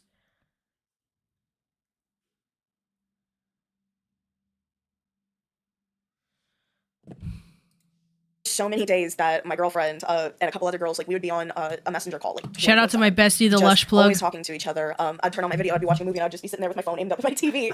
And so we actually felt like family, and we always joked about one day we're gonna move in together, and our pantry's gonna be filled with nothing but mac and cheese. It's a mac and cheese house, and oh my god, on 420 we're gonna do 420 miss, and the whole thing is you leave some pot brownies out for Snoop, and he leaves you a gift under the weed tree. Like we just like always thought of like the stupidest things, and one of them kept making memes of me, and I think my favorite one is a quote that I had said. She like took a picture of me, made it black and white, and it says, I'm gonna have a kid one day and I'm gonna name him Obama. I don't even know why I said that, but like she would always just document my Yeah, I out-of-pocket can things. Like one day I understand was the going through my parents grandma's pantry, being and I was like, neglectful or something, but it's just purely space. You know? I'm just talking like just the how space works, like how, you know? Like having room. Anyway. pinto beans, we got black beans, red beans, kidney beans. This woman has more beans than I have reasons to live.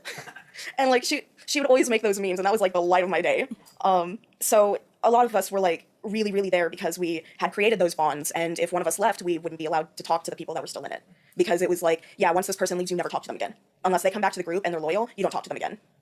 So a lot of us stayed for fear that we'd lose each other.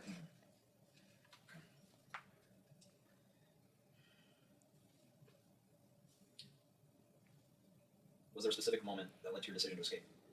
Kayla getting sexually assaulted by him, like literally in a ditch outside of church. It was December of, I want to say, 2017. Or was it 2017 or 2016? I don't even know. On a whole base, Timelines worked, okay. but I just remember it was December, and her messaging me and a couple other people and being like, this is what just happened and everything. And that was when I was like, no, he cannot get away with that. So I was a little rough with it, I won't lie, but I kind of forced her into going to the authorities. I was like, either you call them or I will. Even if I wasn't there, I wanted to try and help. And, she gave them all the photo evidence and everything. The text where he said he was going to go over there. She even ended up pregnant from it. But when she messaged the detective and was like, hey, he got me pregnant, the detectives never responded ever again. And she ended up miscarrying. So she didn't have that baby. And honestly, I think that she believes that was for the best. I honestly don't know if she would have been able to handle it at that point. Oh, yeah. Okay, so we're talking about that. Yeah. Exchanging of images, period. Of any of minors, even to other minors, between illegal immediately. I actually had a situation at a school I was working at, and it was 8th graders, and the police had to come. So it's a really big deal.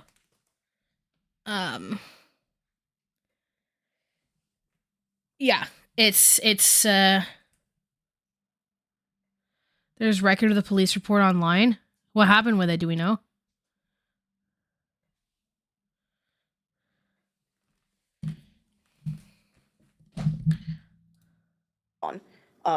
But after that had happened, I was like, no, we got to collect all this evidence. I messaged my girlfriend. Well, she was in that group chat where, Kayla's telling us everything. And we were just like, we need to get all the evidence we can. Like, every point where he's trying to manipulate us, anything that can be used one day, any pictures he sends us, any videos or whatever, like, just very, very trying to hit hard with the collect everything. And I finally left for good, and it was, like, directly on 4th of July. And my girlfriend, we had broken up at that point. We realized that, like, yeah, we love each other, but not like that. So we had, like, broken up and everything, but we were like, it's time, we gotta leave. And we left, and he Thank lured you, everybody that we had pulled Lakai out 2020. like, If I everyone probably that was said in our, that too like, in French. our separate packs. He pulled every Got a single one resume back in after we'd been Facebook sitting in message events. on school. He For me, faked- it was I was teaching, and these kids, this guy, was calling this girl ran through, and thinking that, or it was like we're watching a movie. I was teaching a drama class, and they thought, I think it's because they use a lot of these terms, and they think the teachers don't get it because they're old, right? But I was like 21. No, 22. And like was just like, hey, I know what this is, like what that means. And like I literally got I stopped everything. I sat on the desk and I said, listen, I'm going to talk to you as a 22-year-old named Mika. Okay? Not miss my last name. And you guys like need to understand that not only is this insanely morally corrupt, but also against the law.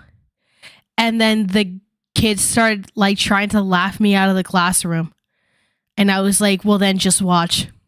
And then they watched what happened. Is kids don't even understand like the level of that these things hold. They think because they're minors, they can't be charged with anything.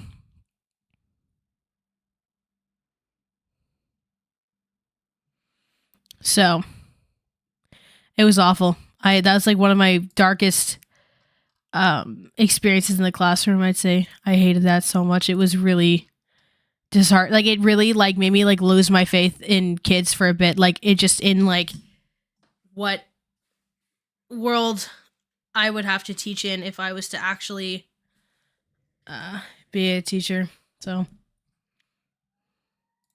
some screenshots and like said, yeah, see, this here is where this one says that she's making all this up. Like literally made fake screenshots, and I was like, that is so fake.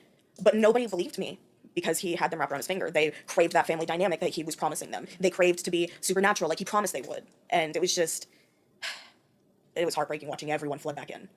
Like especially after we had tried so hard. We had tried for months and just didn't really help anyone else, but thankfully we I was talking about when I was teaching. Contact with some other people that ended up getting out over time. An exchange of images. I literally just said, hey, I'm not feeling this, and was like, I'm gonna leave. To him. And when I like officially left, I guess the spy that was in my pack like showed him everything because I was like, guys, I'm leaving now, so we all need to get out. Well, that person pulled everybody that was in that group chat into a separate one where he had like talked to them and was like, no, she's lying, and showed them like the fake screenshots where myself and others were lying or whatever. And I just remember it was 4th of July and I had left like that morning, and the rest of the day I was out with family like at pool, and I was just like, fuck. That was like the moment my heart realized like he never fucking loved me. He hurt me in so many different ways. He's going to be hurting all these other kids because I couldn't get them out, and that was the roughest feeling in the world. Like, oh my god, like I even snuck around, found a Jello shot, went to the bathroom, fucking popped that bitch. I was like, this ain't gonna do anything to me right now, but it's okay, it's fine, I'll be fine. It's a Jello shot. And just kind of focused on like trying to hang out with my family, but it was just an empty feeling, realizing that everything was a lie, everything he said was a lie, and that he made me complicit in luring other people in for him to hurt. And then dealing with the trauma of that too, like, it was a time. It took a really long time to come to terms with it. long did it take for you to realize you were traumatized from that? It took me about 3-4 months before I started having nightmares. And like most of them, I couldn't remember. There were a few times where I had night terrors of the abuse and everything, and waking up in a cold sweat. I get freaked out when I hear like knocking on doors still. Like it just reminds me of him banging on the door when I'd lock him out. I just had a lot of triggers, like especially people yelling at me. People start yelling at me, I'll either go stone face or get like verbally like hostile. Like I will yell if I feel like I'm being threatened. Because of everything that he did, I've become very like reactive in situations. So sorry to hear all that. Yeah, like I said, I don't understand how many people were there physically and how many were on. Like, I don't understand I don't know. Anyway. Are you comfortable right now? Yes. Okay, doing good? Okay, you want to keep going or do you need a break? Let's keep going. Okay. Did you receive any help from external sources like family, friends, organizations while leaving? My family didn't know that I had left until a few months later because Camden had lured Carrie back in, and I was in the process of contacting some members that I knew were still in it. I was contacting their families, letting them know what was really going on. And there was like a thing on Wattpad that my then ex-girlfriend that she had posted to like. It was one of those things where it was like, oh hey, if you want this, this, and this in life, join this group. This is the kick, or this is where you can get into contact with someone. And that day was absolutely wild. So someone had like asked if my ex was still in the group, and she was like, no, and don't seek it out. It's a cult. Well, I guess someone had been keeping an eye on it because all of a sudden, here come some of their members that are kids, threatening to literally kill some of us, saying that one of them was like, if I really wanted to kill you, I'd find you and slit your throat or something like that. And then Camden himself was messaging saying that, oh, the group was so like they were trying to cause drama, these ladies, and then after we removed them, everything was civil, and now they're trying to bother people's families, like trying to play the fucking victim. And then he got Carrie on there. And this girl sat there after. So right before I left the cult, I had dated this other girl after I broke up with this other with the girl that was in the cult. She was like heavily on drugs at the time, like meth and shit. Yeah, like I'm not necessarily doubting that something's happened for sure. I liked her at first, and then after a week, I was like, I'm not really feeling it. So we broke up and everything. We never really spoke after that. Well, in Carrie's message, she was like, yeah, her and I share an ex, and even she agrees that she's batshit crazy. I'm like, what? And she's like, she's a liar. She always has been a liar. And I don't know why she's on friends' pages. And she, at the very end of her message, she literally was like, tell her to stop. Because if she doesn't, I'll file a police report. And I know where her family lives. And I know where she wrote my 3-4-year-old sister's name. Was like, I know where she and her sister live. And if she doesn't, if she's not careful, I'll be seeing them both very soon. Fucking threatening a child. Like, he was legitimately trying to do anything Danny, like, to who are we silence talking us, about? even on that small scale. And it was like, it was really difficult seeing like literal children. There is a threatening us fanfic of because they didn't understand the Camden extent on of what they were Wattpad from 2016. So they're like fully indoctrinated. Yes. There have been no So, screenshots present. When you No. officially left, you were where? At home or with him? I was at home. Okay. How long after that? How long? Let me rephrase. When was the last time you saw him? Like in person? Yes. It was right before I was moved from my group home, from my foster home to my group home. That was the night where he had induced my last miscarriage. Like he had convinced me to have someone bring me to his house. He beat me and then raped me. And then after that, like, he made me like sneak phones in the group home to continue like talking in the group chats when I was at school. But yeah, that was the last time I ever saw him in person. And how long was that from when you officially left? That was about a year. Like, I know I spent a whole Christmas in there. God, I want to say it was like 2017, 2018. Like I said, the timeline's blurry for me right now. That's fine. So you saw him, and you did all that. A year passes, and then you officially left? Yeah. Around there? Okay. Why so long? Like I said, after he had, Yeah, things I would started to, agree like, that not really add a up, lot of and this we can started be attributed to it being teenagers. questioning everything. I was still kind of in the hopes that one day maybe he would. In the Pacific want to get back in a Northwest, you could relationship with me. simply I was choose just to so go to convinced alternative that school. he was the only Okay. person that could love me. So I was like, just kind of in there because I was like, well, fuck it. Maybe one day he'll see how great I am. Maybe one day he'll decide that I really am the one. And then he like sexually assaulted Kayla, and that was when I was like, okay, yeah, no, that's fucked. Mamamax is asking you the questions. I'm just putting it all together in my head. It's okay. You see him, and then you leave to you're being moved from your group home, your foster home? Or Foster home to the group home. Okay, the group home is where? It was about 2 hours north of where I was staying, which was, I was originally in Snellville, Georgia, and then I went to the Lonaga, Georgia, in Lumpkin County. Very gross name, Lumpkin. Lumpkin. Where was Camden located? He was located just a town over from Snellville. He was in Lilburn. Okay. And so that entire year, you still loved him, correct? Yes. You wanted him to get back with you. And then He did everything he did to Kayla.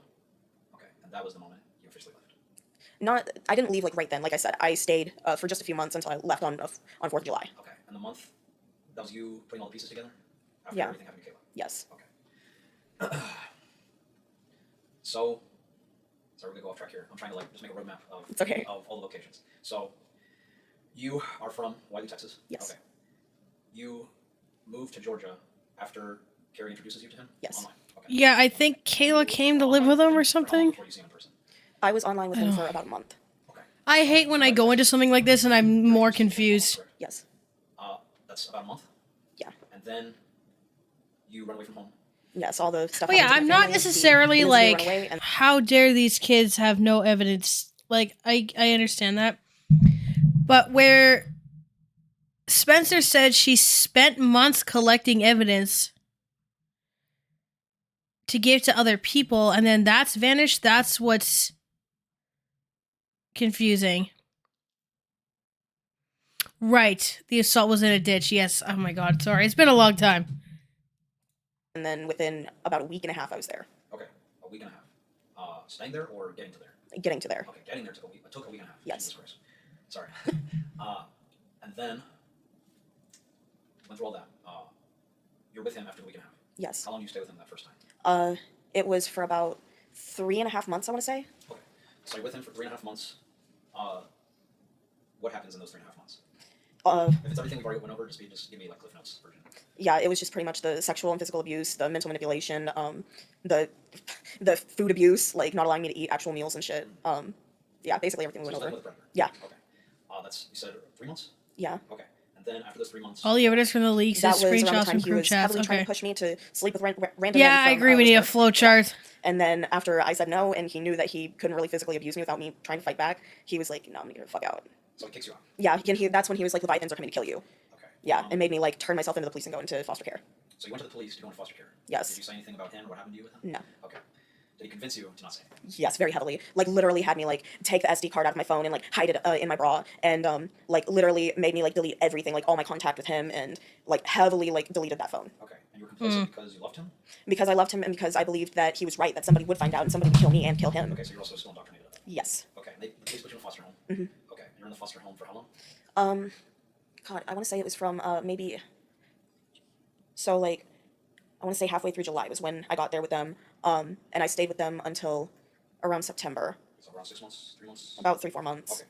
And you're moved to a group home? Yes, I got moved out of the group home or out of the foster home. Into a group home? Yes. Okay. What is the group home?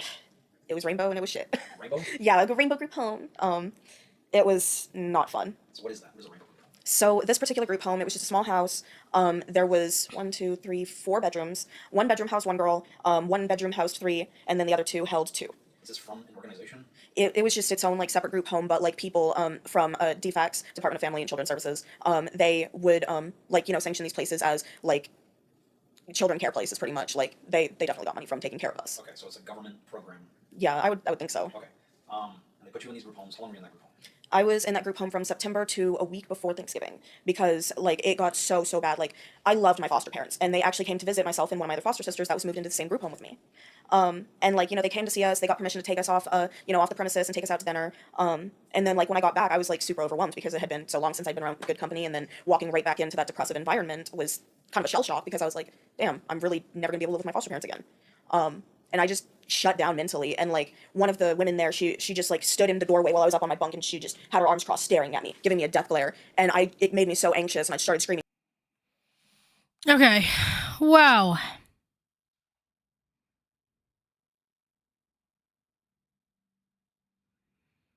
This is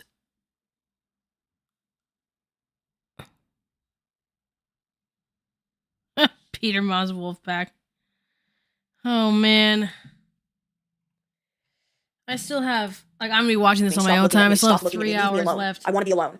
And like she Good just kept staring Lord. at me. And she would sit there and get into arguments with some of the other girls in the group home. They would sit there and treat us like we're stupid and everything.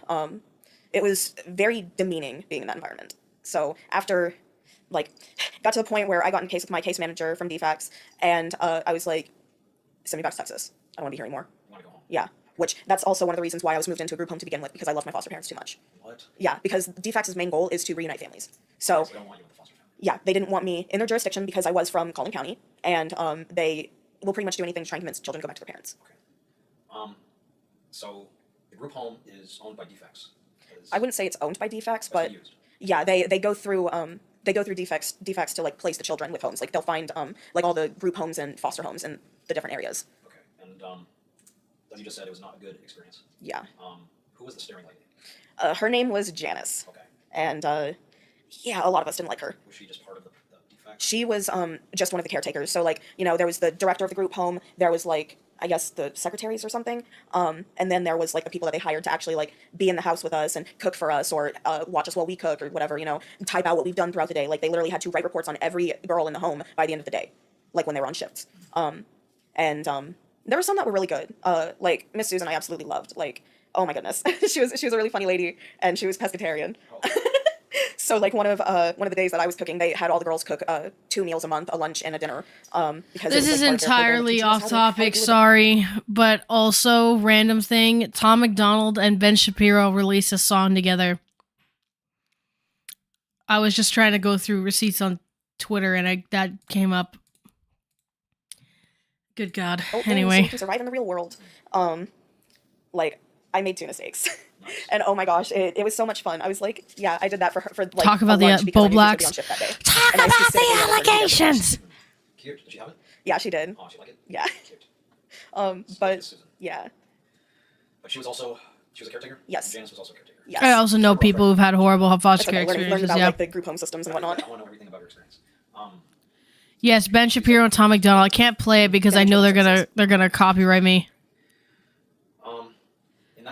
During that whole time period, were you still in the cult? Yes. Okay, you were. Palate cleanser moment.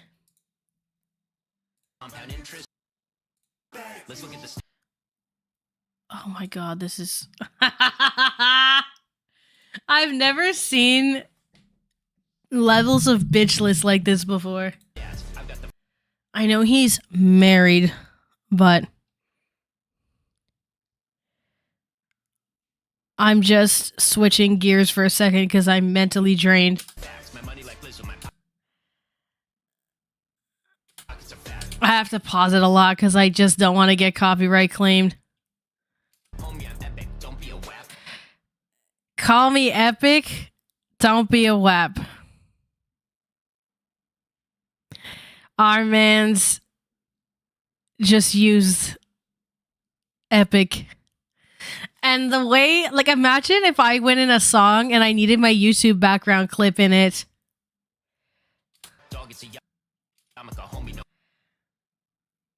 Yarmulkes.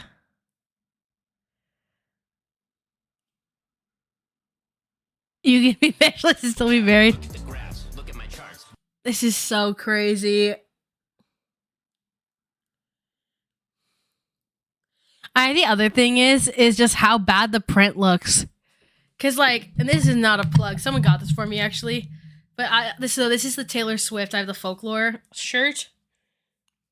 And like Taylor Swift stuff is like overpriced big time style. Like this was like over $100 and it's pilling and shit everywhere. But look at how much nicer the print looks. Excuse me. Than that. And it's because for some reason conservatives, despite the fact that they like love America or whatever, hate things that aren't made like as cheap Chinese labor or whatever over the seas labor, which is like so interesting. Yeah, what's that word? Mewing? Why is he mewing? Why is he?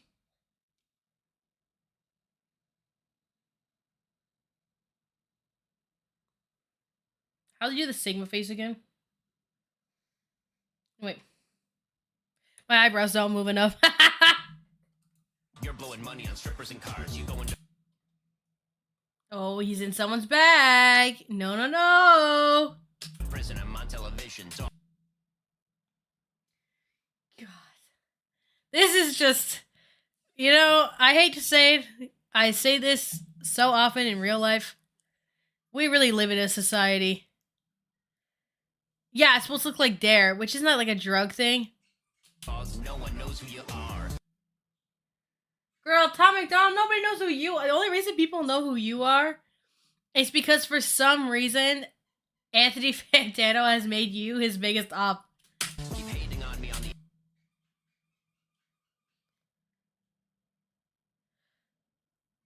you think Ben got his lip? Maybe. internet. My I also feel like he's run out of Dip Brow pomade, but I need to see. parents and I make racks off. No. Those boys are still filled to the gods.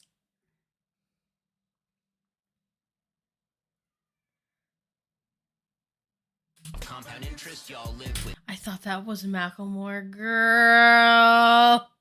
your parents, Nick. The worst part is, and I know the quality, this is bad because it's a Twitter video. Do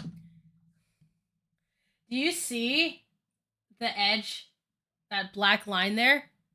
That's a really bad green screen. Like, that's a super cheap green screen. Like, blocking out weird.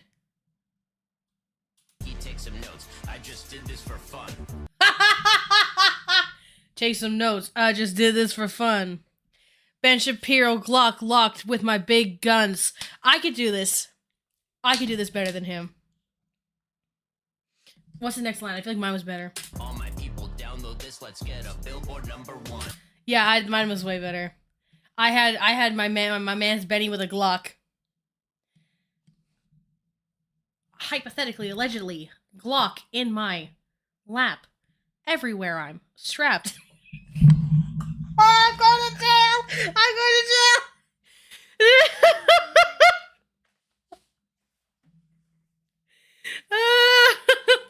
I always get so fatigued at the end of these streams, I start just saying shit.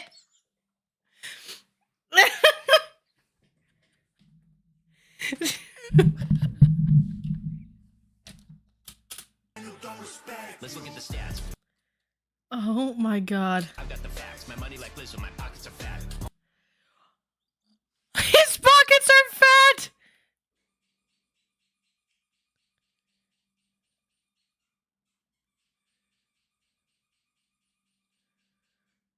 Wow.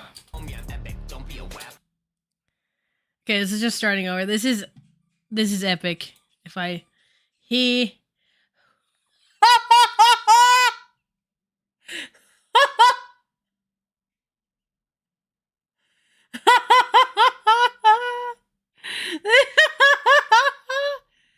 Oh my god. This is such a bad pull. Let's look at the stats. I've got the facts. My money like Lizzo. My pockets are fat. This is so nuts. Genuinely. Homie, I'm epic. Don't be a wap.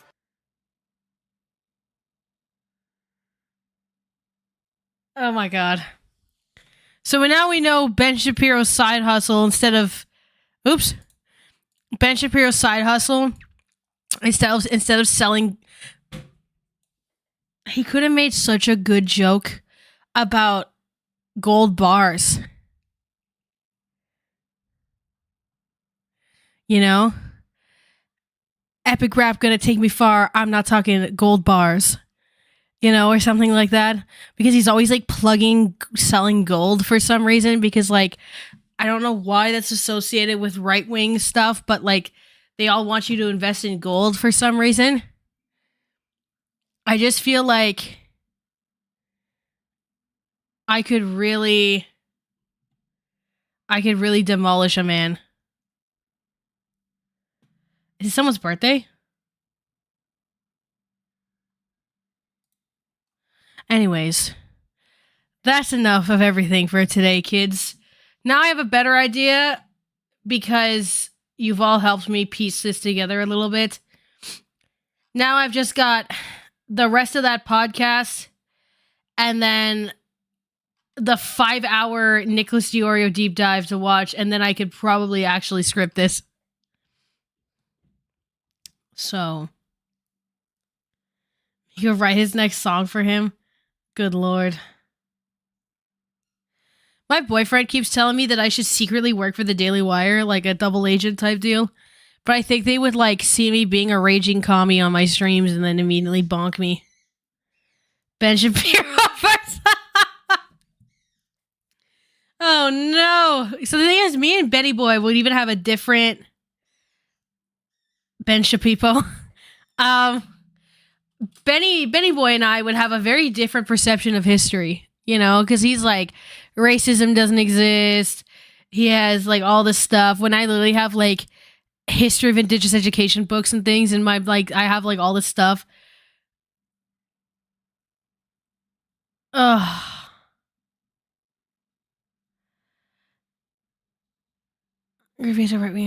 Communism, Marxist, lefty. Oh, yeah, I know, but why is it gold? Like, I feel like they'd be more into like crypto or something because it's not traceable. Who needs to go to horny jail now? Bet Shapiro's my type short to that.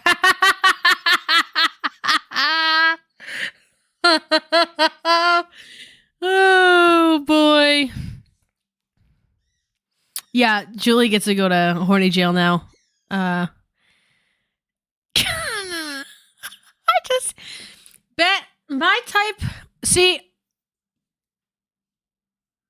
who's my type was like short. My type was like 2016 iDubbbz was my type. My man looks nothing like that. Don't know how that happened. My boyfriend right now is like a full 180. Because I liked guys that were like 6 feet max. Like 6 feet would be like too tall. It's like you're pushing too tall. With like glasses and brown hair, but preferably darker hair.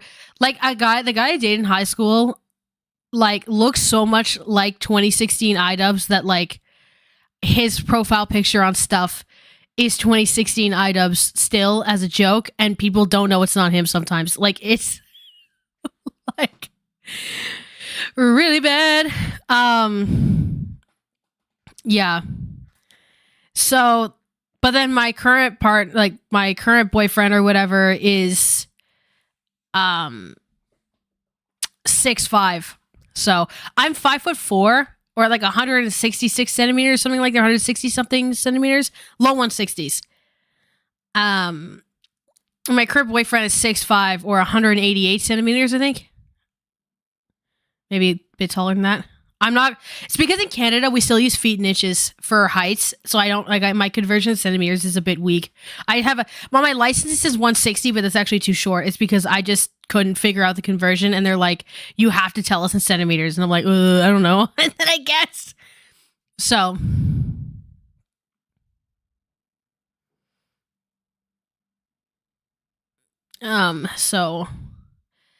I actually drive buying a car that both of us fit in was like the mission of a lifetime. It was genuinely like a very difficult thing to do. Because he needs to fit in it, and I also need to fit in it. So like big SUVs and stuff are too big for me usually to drive, and then he has to be able to drive it safely, right? So I'm not still growing. I'm 23. Stop it. So right now we drive a 2023 Golf GTI, the 40th anniversary one with the racing stripe on it. So I'm actually cool in real life, I promise. I took it to this like road safety course thing where it was also like some stunt driving stuff, and I was doing like burnouts and donuts with my car and like drifting and stuff. I'm cool in real life, I promise. But I only do that in safe circumstances. I don't do that like on a regular Tuesday, you know what I mean? But y'all, I was trying to merge lanes and someone tried to cut me off and they hit my car a month into me driving, and now I've got to pay like I had to claim insurance, but I have to pay the retainer. So we're getting a lot of content in the next month that says Mika's got to pay the car bills. Oh my god. Why does my friend just text me, have you ever had gabagool? I'm in a short king. I am a short king appreciator. Okay. It just didn't work out like that. It's because I'm way more of like a personality person when I'm kind of trying to get into relationships and stuff. And we've been together 5 years in June, so 4.5 years. So Yeah. All right. Actually, I think it's 4.5 months. 4.5. Yeah. 4.5 years tomorrow, I think. Name all your streams. Mika has bills. I'm just kidding. I mean, well, I'm not kidding about the car thing. I gotta pay for that, but that's just a joke. Like, I'll deal with it. But I like to kind of try to like spoof like how out of touch creators are for being like, I need money. But yeah, my boyfriend Loki too tall. It's also like sad because you can't do like the cute like wear his sweater thing because it's a dress and I can't even use the sleeves because they're too long. I actually had to go like buy a men's sweater for myself because I wanted the fit and it's too small for my boyfriend. So because I'm like a men's medium is like a good fit for me because I also have super wide shoulders, so a lot of women's clothes don't fit me properly. Yeah, it's sad. Okay, kids.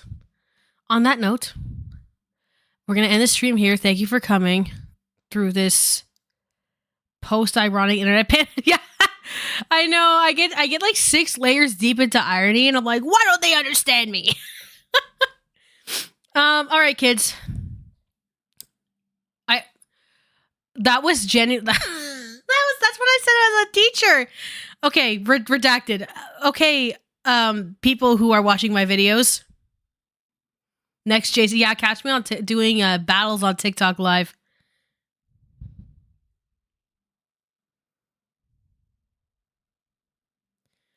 Well, Maddie, I've been here 3 hours, girl.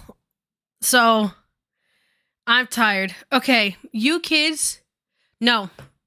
Y'all have a good day. And I'll see you soon. Hope you find all the short